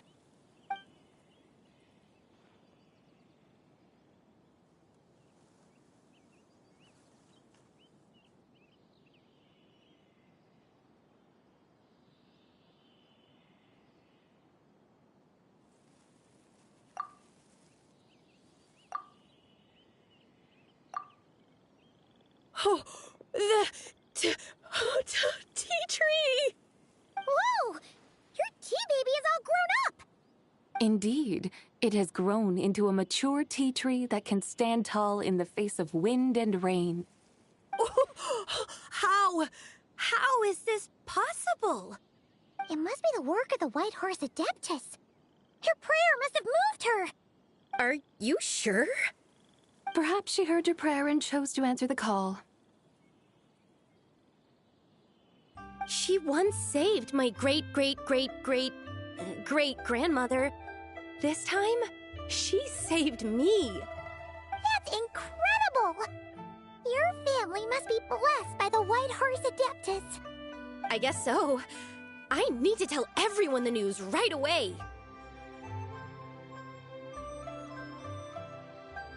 They'd better. Since this is the will of the White Horse Adeptus, I don't see how they could object. Go. And if you run into any more trouble, call out to the White Horse Adeptus just like yesterday. Thank you so much. Paimon really thought you were going to use Adeptal energy to make the tea baby grow, Zabai. When an Adeptus exerts effort, consuming their energy, is that not using Adeptal energy?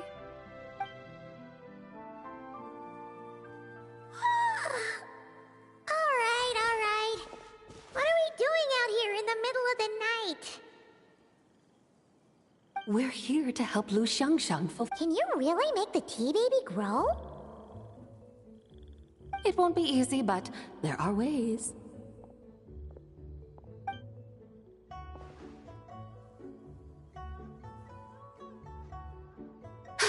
There, it's grown. Hey! You just transplanted a tea tree from over there! So, there's a mature tea tree here now, yes? Oh, yeah, but... And am I not the White Horse Adeptus? Well, yeah. Is this tea tree then not a manifestation of the White Horse Adeptus's will? You're... not wrong. But again, there's something not quite right about this. Maybe this will become another mystical Adepti tale recorded in their family history. That would be marvelous. Paimon thinks so too. Hey, Traveler! Zabai seems to be doing much better now, don't you think? Oh! Paimon bets that's why Zhongli chose to send her on this errand. That's a great idea! We've already shown her Liyue Harbor, Yulong Wharf, and Xiaoying Village. How about we head to Qingce Village next? Qingce. That name sounds familiar. The scenery there is really pretty, too. It's the perfect sightseeing spot. How about we show you around? I must say, I have been mightily impressed by the mountains and waters of Liyue. Please lead the way, my dutiful guides. All right, let's go!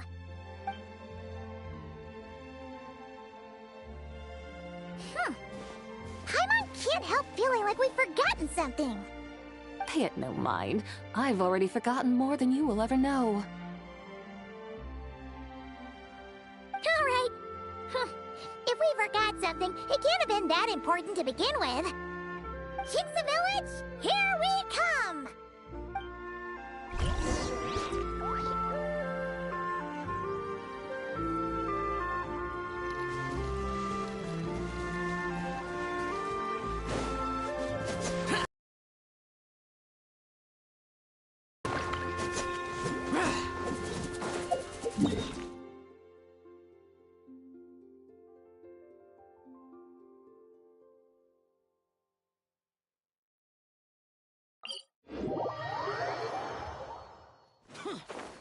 Useless.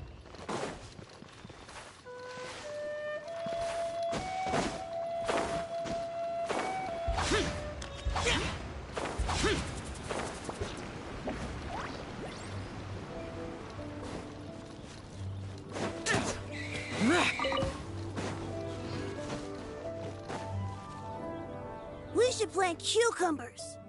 We should plant canolas. We should plant cucumbers. They're easy to sell. We should plant canolas. The flowers are pretty. What are you arguing about, little ones? We're deciding what to plant in our field once Lantern Rite is over. Yeah. Dad gave us a small plot of land to grow our own crops. He said we can keep all the more we get from selling them. We should plant cucumbers, right? Dad plants cucumbers every year. We should plant canolas. We can press the seeds for oil. It smells good and sells for a good price. Ah, an agricultural debate. This should be easy to sort out. Granny, are you a farmer? Could you tell us what to do? Granny? What did you just call me, you rapscallion? Oh no, her eyes are gonna turn red again. It's just, my granny smells really nice, and you smell nice too, so... Sorry. How about we call you Auntie instead? Auntie? Oh, all right. Big Sis Zubai, can you help us decide whether we should grow cucumbers or canolas in our field? You little rascals. Using priceless land like this just for cucumbers and canolas? What a waste of heaven's gifts! Huh? What should we plant instead? With the coming of spring, when all things awaken, the field should be sown with the 5 grains. What are those? The 5 grains are life's staples, the heart of the people's table. I notice the people here mostly eat rice, so that is where you should begin. Based on the local climate and soil, seedlings planted in mid to late spring should produce mature grain within 2 or 3 months. When autumn comes, you can plant a second crop, with time still to harvest it before the first frost. The rice you harvest can be sold at market or kept in your stores. It's a far better choice than cucumbers or canolas. Oh, but Big Sister Zubai, I like canolas. That's no issue. It is unsuitable for continuous cropping in any case. You can rotate it with rice to maximize your yields. After the second rice harvest, around wintertime will be the perfect opportunity to sow their seeds. And when they mature in mid to late spring, you shall be just in time to sow the first rice crop of the year in turn. This way, your field will sustain balance. Rice and canola in a harmonious cycle. Wow! That means we'll have crops to harvest all year round! Wait a minute! If rice and canola take up the whole year, what about my cucumbers? A firefly dares rival the brilliance of the moon? In what twisted universe should cucumbers vie for land with rice? Big Sis Zubai! You're going to hurt Lil Lee's feelings! Auntie hates cucumbers!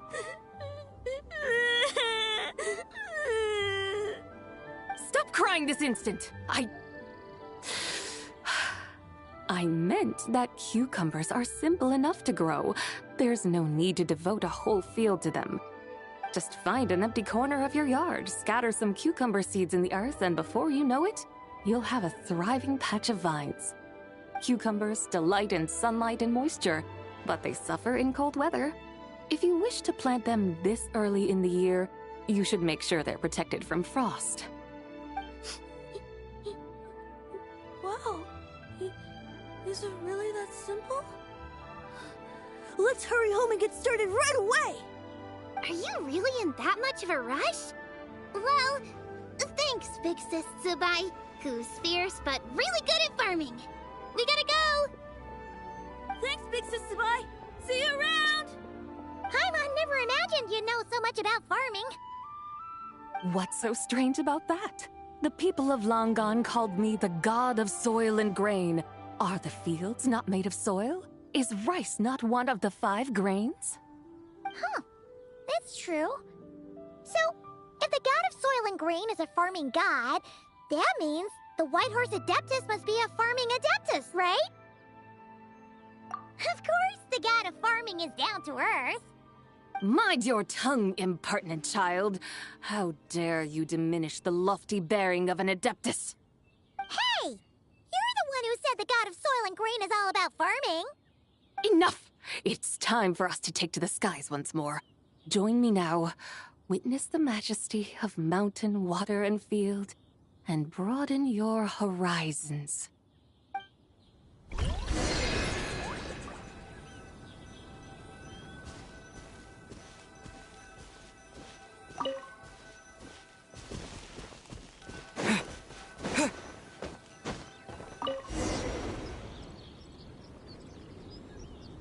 Wow! The terraces look so pretty from up here. The mountains tower like pagodas, the...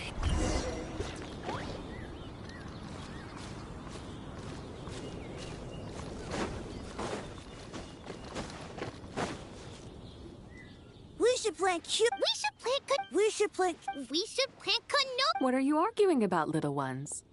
We're deciding what to plant in our field. Yeah! We should plant cucumbers, right? We should plant canolas. Ah, an agricultural debate? Hmm? What did you just call me? Oh no, it's... Sorry. Auntie? Oh, all right. You little rascals. Using priceless land like this just for cucumbers and canolas? Huh? With the coming of spring, when all... The 5 grains are life's based on the look. When autumn comes, the rice you harvest can be... Oh. That's no issue.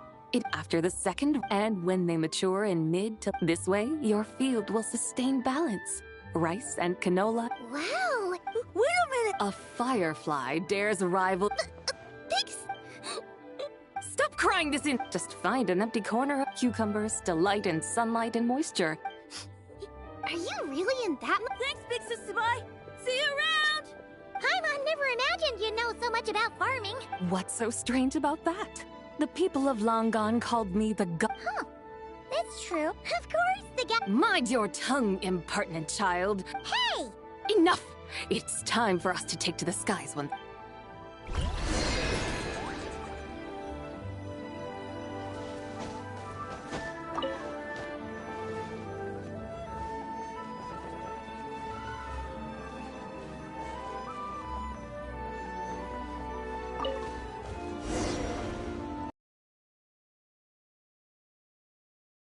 Terraces look so pretty from up here.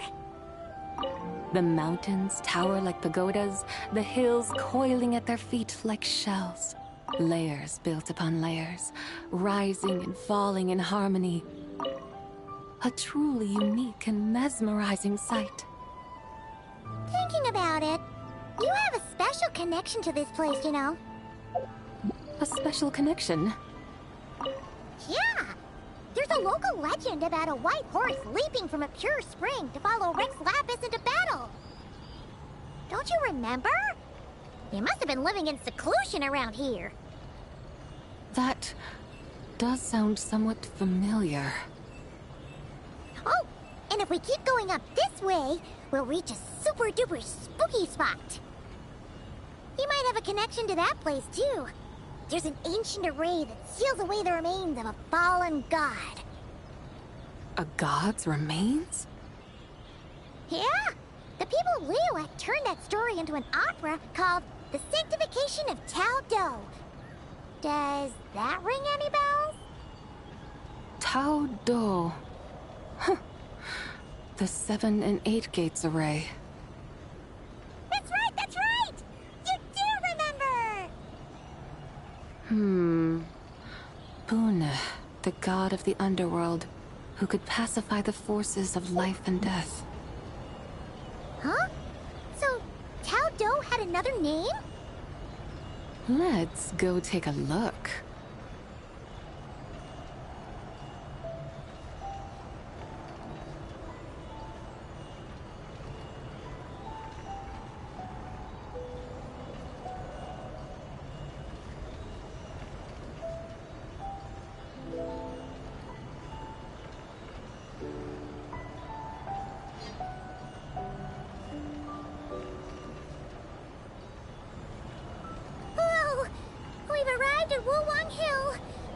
The atmosphere just turned spooky.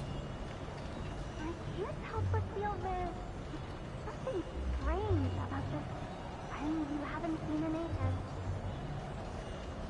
Huh? Paimon thought she heard someone's voice. Let's head down and check it out.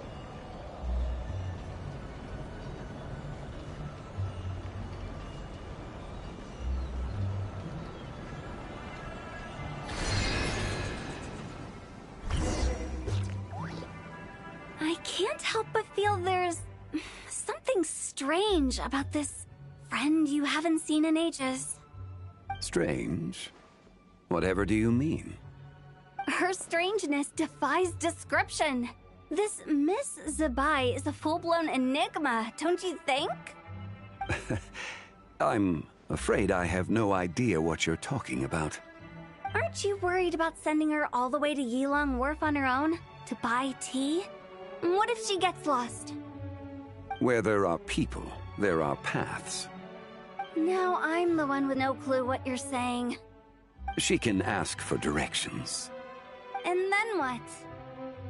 She will meet strangers in unfamiliar lands, build friendships, part ways. Hers will be a long journey indeed. The further the journey, the more footprints one leaves behind. The deeper those footprints, the harder it is for time to erase them. Ah, so you want her to make new friends. I see. But from what you say, it sounds as though she's not from Liyue. I believe she was not, but perhaps she will be. You're sounding stranger by the second. Huh. Oh, over there. Oh, look who's here. Hu Tao! Zhongli! What are you doing here? Traveler, Paimon, fancy meeting in a place like this. Oh, sounds like fate to me. We were taking Zabai to buy some tea from Yilong Wharf. Zhongli sent her there, though she didn't even know the way, and... Oh, drat! We forgot the tea! Oh, Paimon knew we were forgetting something.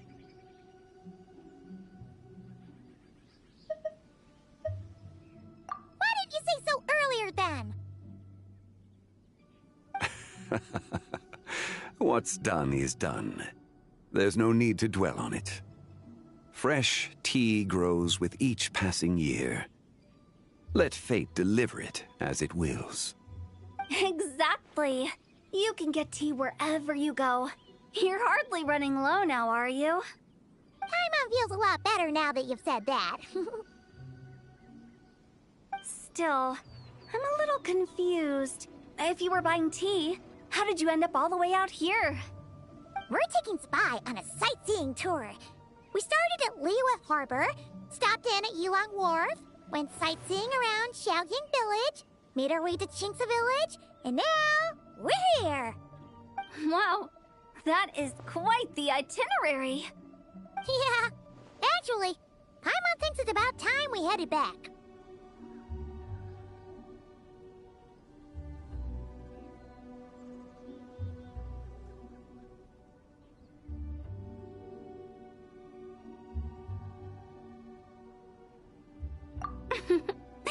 I'm here to pay my respects to my ancestors. My dear consultant kindly agreed to join me. It is Lantern Rite, after all. Adepti and ancestors should be venerated alike. Ancestors? Wait, could you be... Are you heir to the Wu-Wong Kid? Or perhaps the lone butterfly of the Crimson Flame? Whoa! Have you got all your memories back? Huh? Miss Zabai, you know about the Wangsheng funeral parlor and the 8 adepts? I happened to hear a storyteller expound on the sanctification of Taodo. Lots of people know that story, sure, but very few can discern my family lineage from just a glance. Well, Zhongli, your friend here really is quite something. Unfortunately, there's no time to dally right now. We have a hill to climb. Perhaps once today is done, we can find time to chat over tea, recite poetry, and admire the moon? That would be wonderful, Director Hu. Oh, and before we go, you've been traipsing around all day. I suggest you stop off at the Wangshu Inn on your way back for a good night's rest. Don't mention... All right, we'll take our leave now. See you later. Hotel's so thoughtful. Why don't we follow her advice and stay at the Wangshu Inn tonight? Zabai, you can see the whole of Dihua Marsh from up there. The view's amazing. Plus, you can sample Smiley... Wangshu. An intriguing name. It couldn't hurt to check it out. Awesome! Let's go!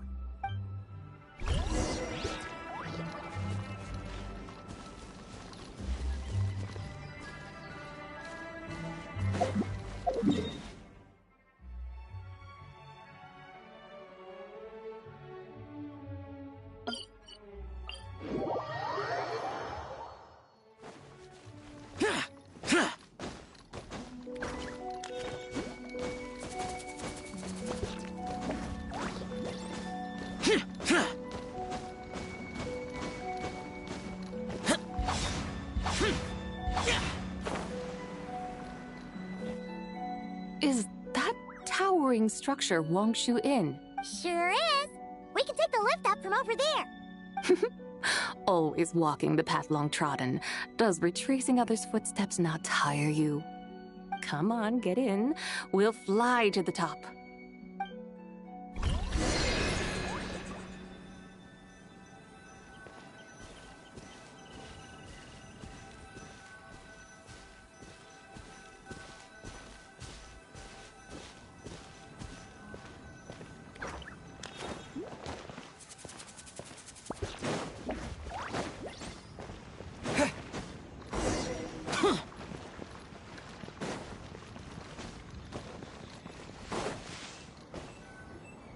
Is that... Sure is. We can take the lift up. Come on, get it.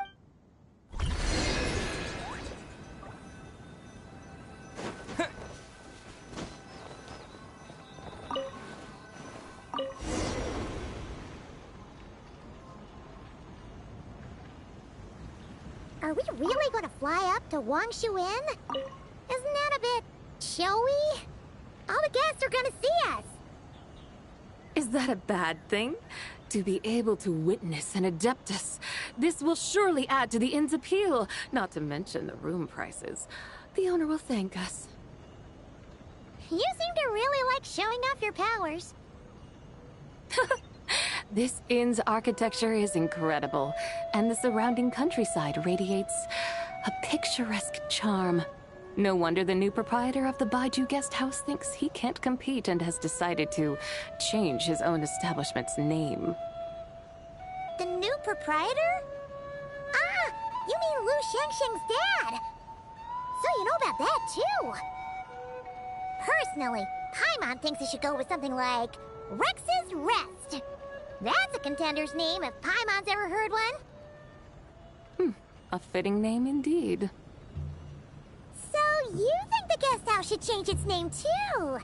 Paimon kinda thought you'd say something like, such sacrosanct traditions must never change. Time flows ever onward. Why should the rules of yesterday be carried forward into the world of tomorrow? The people of today should determine what is to be kept. old-fashioned and stuffy as Paimon thought. The years ebb and flow, seas recede to reveal fields. In the vastness of time, I am but a wild horse in a boundless sea of dust. Even Rex Lapis, having waded through the waters of the River of Time, is not quite the same as before. Zhongli? What was he like before? That is another story for another time.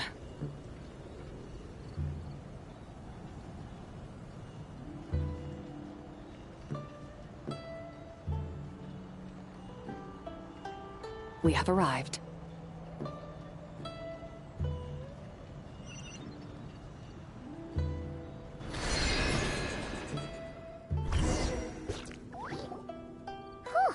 This is the first time Paimon's ever flown up to Wangshu Inn on a chariot. Everything's so different when you're up high. Wangshu. Like moon lanterns and Shao lanterns. Might it all be a coincidence? What's a coincidence? Do you not know what Wangshu means?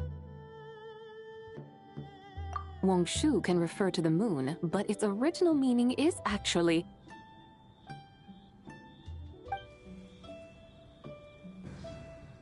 the goddess who rides the bright moon's chariot. And you must be the conqueror of demons. Xiao! Paimon was wondering if we'd disturbed you by flying down from the sky. Not at all. I sensed an unusual presence long before you arrived, though I didn't expect it to be you in a flying chariot. Ah, a witness at last. I was starting to think we should fly a bit lower. It would be awfully dull if no one ends up marveling at my lofty bearing. No need. This is already showy enough. I'm not one to do good from the shadows, as Rex Lapis is wont to do. Then you must be... Oh, nay, I'm only cosplaying as the White Horse Adeptus, in truth. Cosplaying? What's that? Ugh, ignore her nonsense. She's a genuine article. The one and only, completely authentic White Horse Adeptus. It's just... Xiao, did Zhongli say anything about her being a teensy bit... not quite right? Mental instability, perhaps? Did Zhongli tell you that? No, this is my own speculation. Well, you pretty much hit the nail on the head. It's like her brain's filled with a bunch of slimes right now. Oh, there's a hot-tempered pyro slime, a math-obsessed hydro slime, and a mischievous little animo slime. But don't tell her Paimon said that, or she'll come and tell us all off. You white-haired rascal! Do you think I can't hear you? Uh-oh! We're in for it now!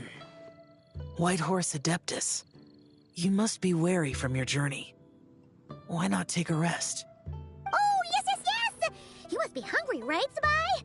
How about we get some food? Oh, the chef here is incredible!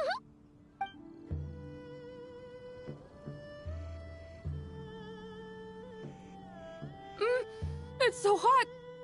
So spicy! Are you okay? Do you want Paimon to get you some water?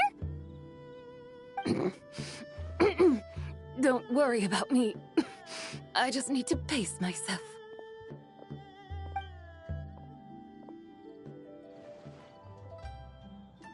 So, regarding your friend and her condition, does even the Lord of Geo have no solution? Zhongli said we should wait and she'll get better on her own. But who knows how long that's gonna take.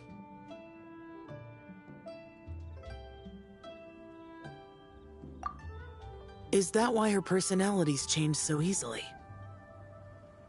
Paimon thinks that has something to do with her 3 deadly selves. Zhongli told us that the deadly selves are impure, affecting living things that get too close. The White Horse Adeptus's remnant spirit was attached to the deadly selves for a long time. It makes sense that her temperament and memories would have been influenced by them. But Paimon still doesn't really understand what the three deadly selves actually are. Paimon, as you do not practice self-cultivation, I cannot help you fully understand. But you can think of them simply as emotions and desires. The act of severing the three deadly selves is a means of exercising wicked desires and cultivating one's true self. I believe other nations have similar practices. In Sumeru, it is known as shattering Atmagraha. Oh, so it's about emotions, desires, and attachments, that sort of thing. It includes those. I wonder, does she still remember what happened in the past? Some of it, but right now, it's like she was suddenly awakened.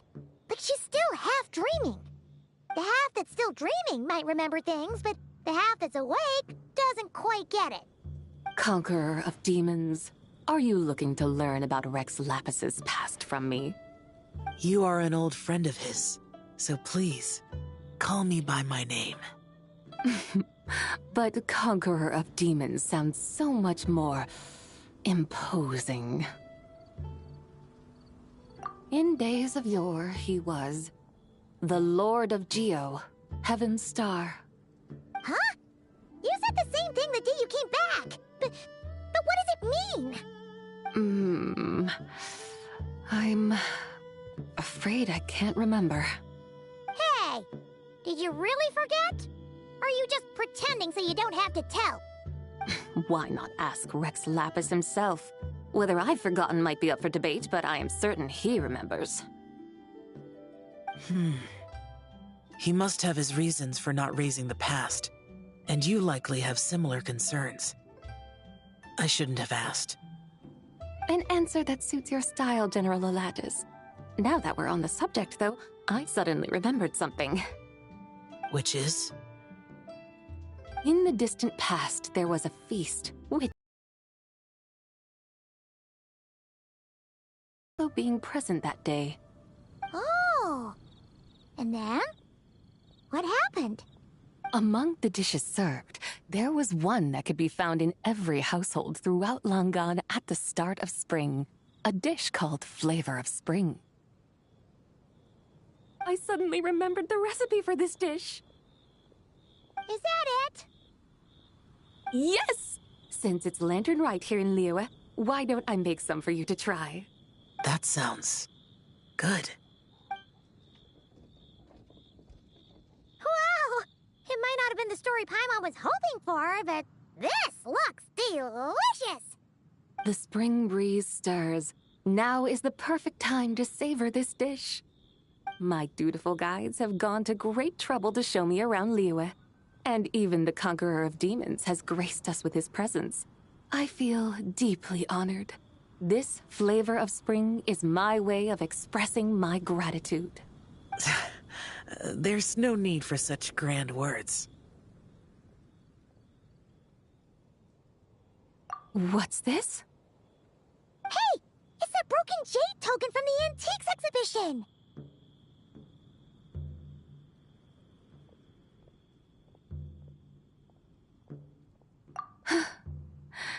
Indeed. This was once an Adeptal treasure of mine. I'm amazed it ended up in your hands.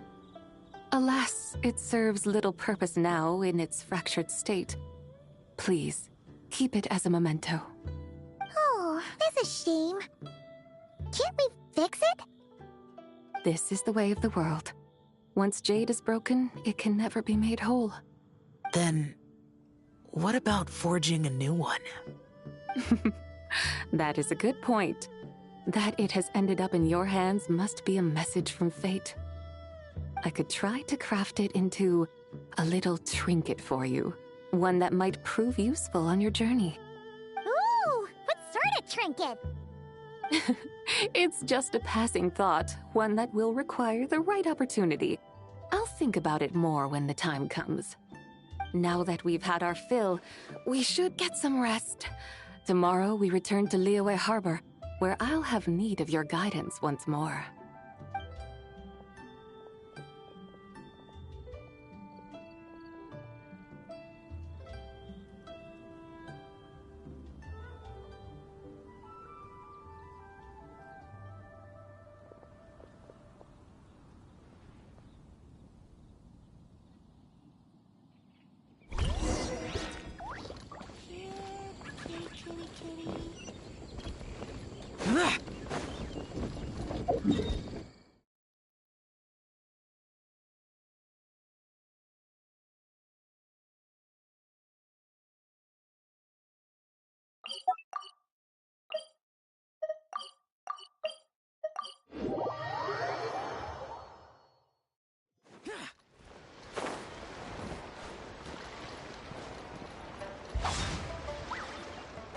Chi-Chi, the lantern ride is almost over. Do you remember how to make a Xiao lantern? Morning, split bamboo, traveler. You've got it all mixed up again. They're here again. Yow! Looking good in that new outfit, huh? Hey, it's Paimon! Dr. Baiju gave this to me as a gift. How does it suit me? Thank you. Wow! What happened for Baiju to suddenly give you a brand new outfit, Yao Yao? Dr. Baiju is thanking Yao Yao for teaching me to make Xiao lanterns. Chi-Chi and I were just playing together. Dr. Baiju's too kind. Oh, yeah, take a look at this. Dr. Baiju gave me these clothes, but it was Chi-Chi who wove this little basket. Wow, it's beautiful. When did you become so good with your hands, Chi-Chi? I learned to make Xiao lanterns, thanks to Yao Yao. I also made a wish. What do I always say? The White Horse Adeptus answers prayers. Come, help this old man make an offering in thanks. Huh? Mr. Liu? What did you pray for? For my idiot son to finally come to his senses and not change Baiju Guest House's name, which he has. Huh? He's keeping the old name? Listen to this. My granddaughter planted a tea seedling in our village just a few days ago. She made a prayer to the White Horse Adeptus to help it grow. Overnight, her seedling flourished into a mature tea tree. Oh, that sure does sound like a miracle. Could the White Horse Adeptus really have helped it grow? Of course she did. Oh, White Horse Adeptus, how blessed is our family over whom you keep watch. Truly, this is an extraordinary miracle. You must record it in your family history without delay. Of course. Huh? Is that you, Miss Zebai? Indeed. I have a long-term booking at your guest house. Yes, I recall. Mr. Zhongli said to charge your expenses to the Wangsheng funeral parlor, if I remember correctly. That's Young Li. Always making trouble for poor Hu Tao. I noticed when you were here last that you bear a striking resemblance to the pictures of the White Horse Adeptus in my family history. You both have golden eyes. Perhaps fate has had a hand in our meeting. And a glad meeting it is, Miss Zebai. Now, why don't I gift you some tea from my garden to celebrate this encounter? We grow Sunghua tea there, and it has quite the reputation throughout Yilong Wharf. I hope you will accept it. Oh! Sunghua, buy 10 boxes, get half off teas, back on the menu. Buy 10 boxes, get half off? Don't be silly. This is a gift. It's free. Woohoo! Nice! Thank you so much, Boss Liu. There's no need to thank me. You're a visitor from out of town, which makes you an honored guest. Make yourself at home. Lantern Rite may have ended, but the streets are still bustling with activity. Make sure to take everything in, meet some new friends, and enjoy your time here. And that goes for you kids as well. Happy Lantern Rite. Got it, Mr. Liu. Happy... Lantern Rite. Yeah! Happy Lantern Rite, everyone! Happy Lantern Rite indeed.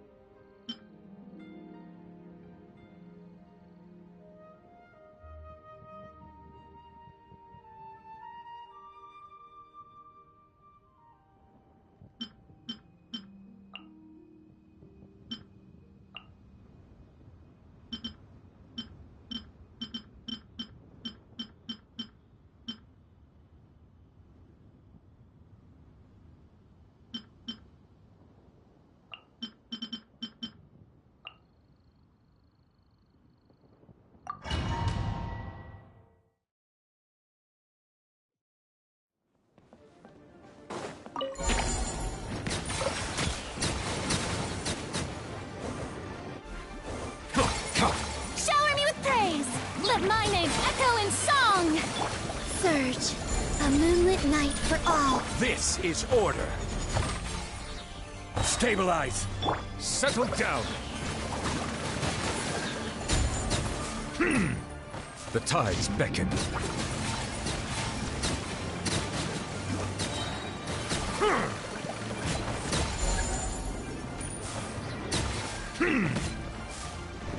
Bow your head. Let the world come alive! Whoa, a new moon rises. Order guide you. Settle down. Be sanctified.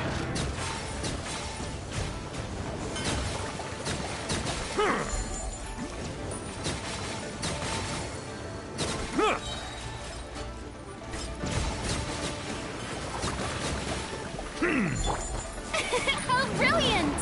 Let my name Three moons converge. Solidify. This is order.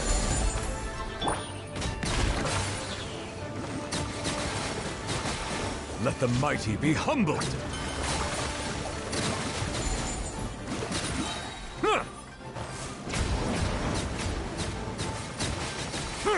Silence.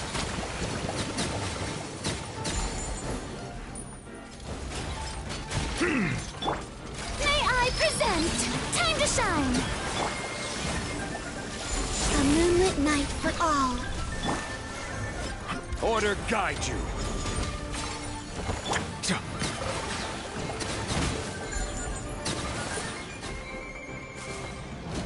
The tides beckon.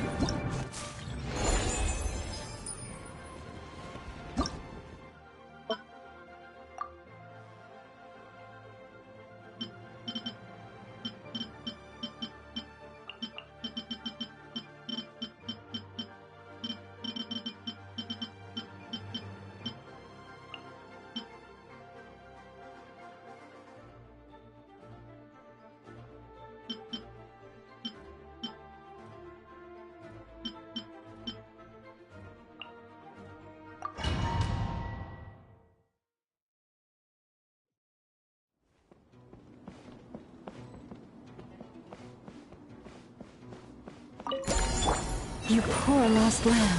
By the frost moon of all... A new moon rises. Gather! This is order. No more lies.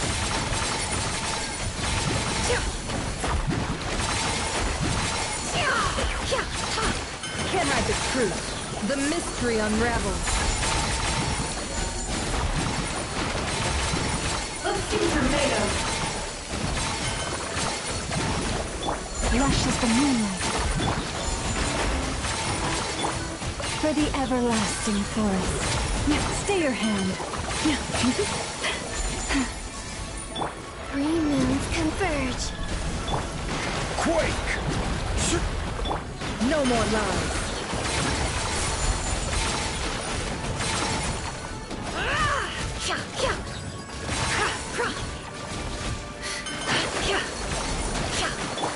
Leave this place. Surge. It all adds up.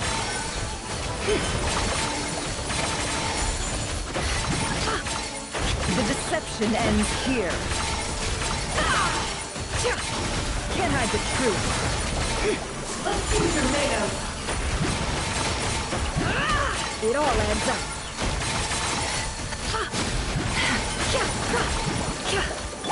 You poor lost lamb. By the frost moon. A moonlit night for all. Solidify! No more lies.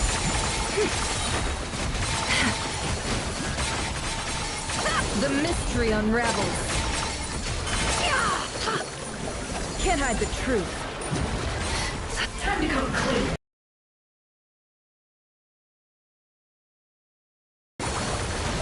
It all falls into place. It all adds.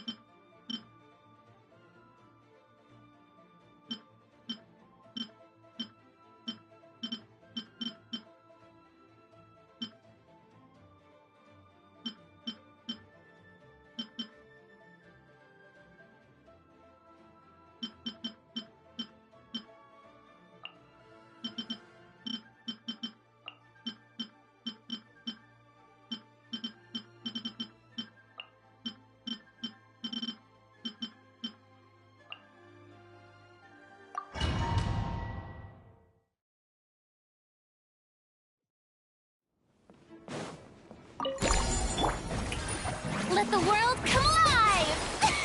I'm going in! For Rex Lapis! Settle down! Huh. Be sanctified.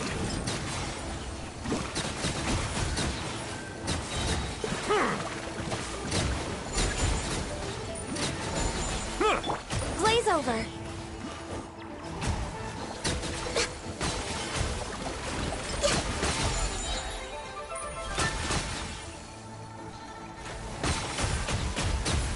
Next on the agenda.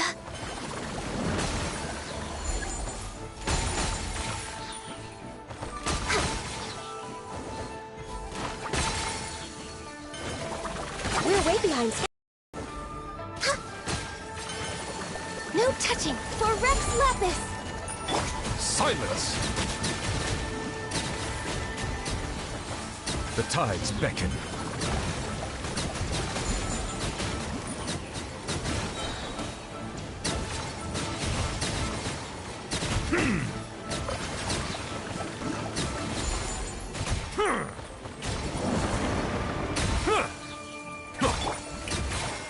Let my name echo in song! This is long overdue. Everybody stand! Settle down!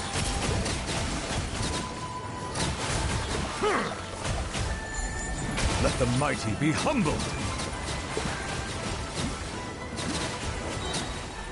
Silence!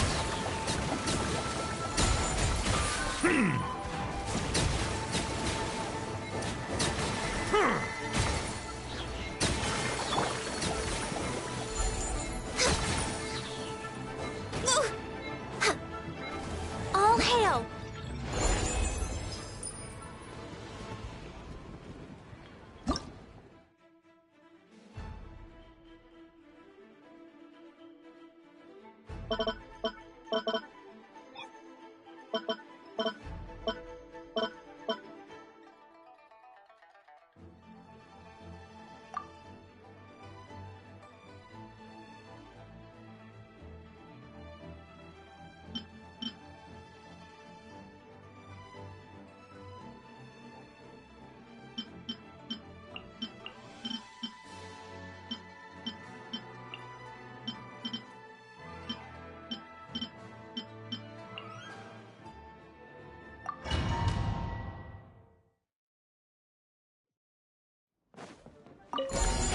Get back!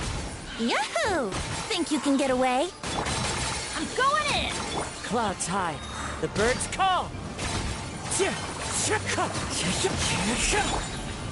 Stay away from me! Thunder! Time for takeoff.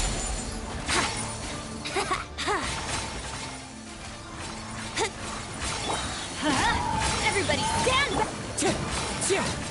As one with wind and cloud. Watch out!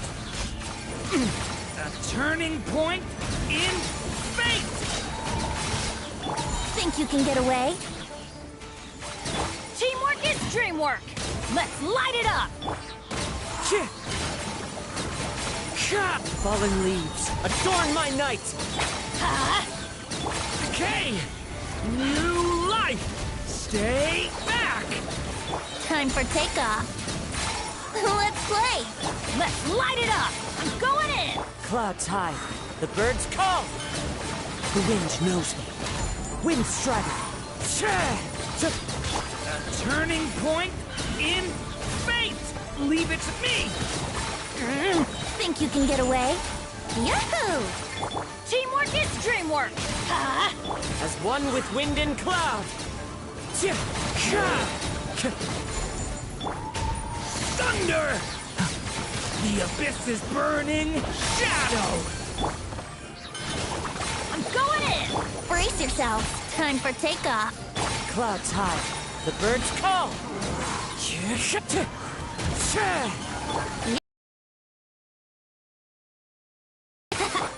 Let's light it up! Teamwork is dream! As one with wind and cloud. Stay away from me!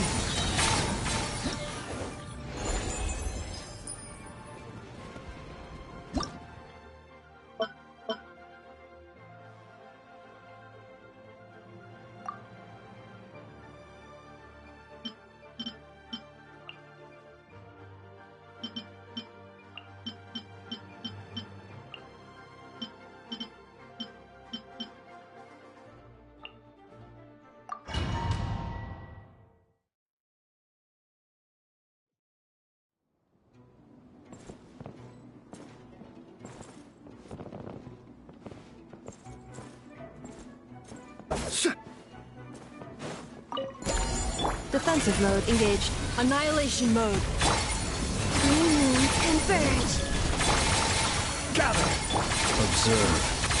Be silent. To dust. Order guide you. Solidify. Wane.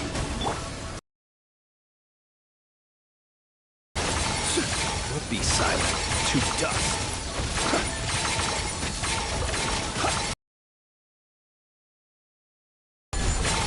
Ultimatum protocol. Defensive mode engaged. Yep. Observe.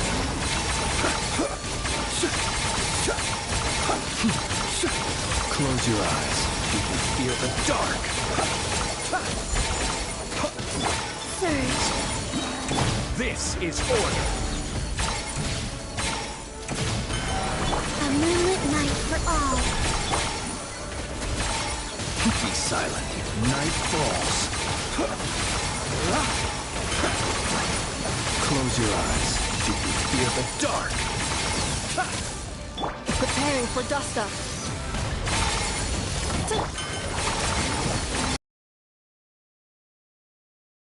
Be silent.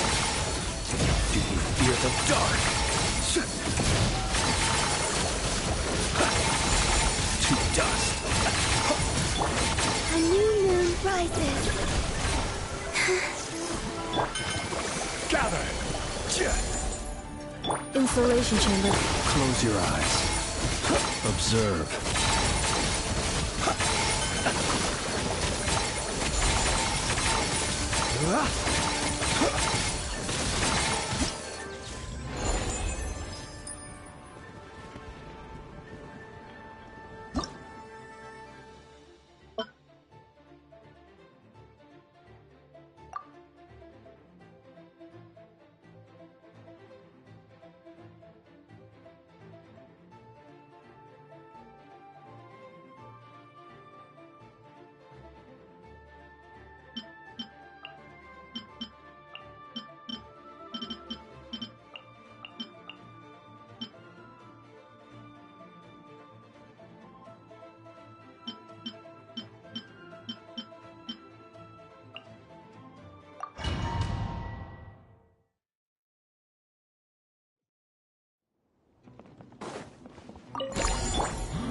Stabilize!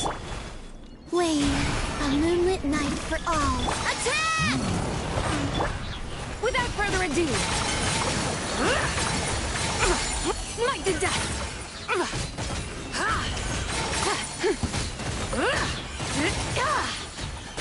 Lofty wisdom will show us the way! Smite to death! I will have order! Proper send-up! Whoa, a new moon rises. Be cleansed!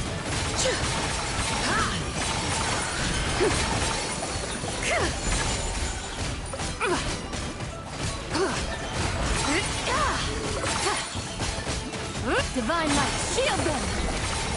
Smite the dust! This is order! Gather! A moonlit night for all. Fire! Well, with thoughts.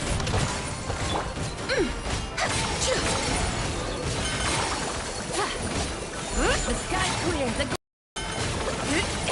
Wane, moons converge.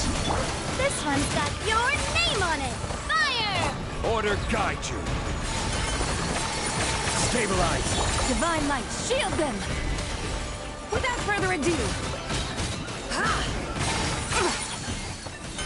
smite the dust!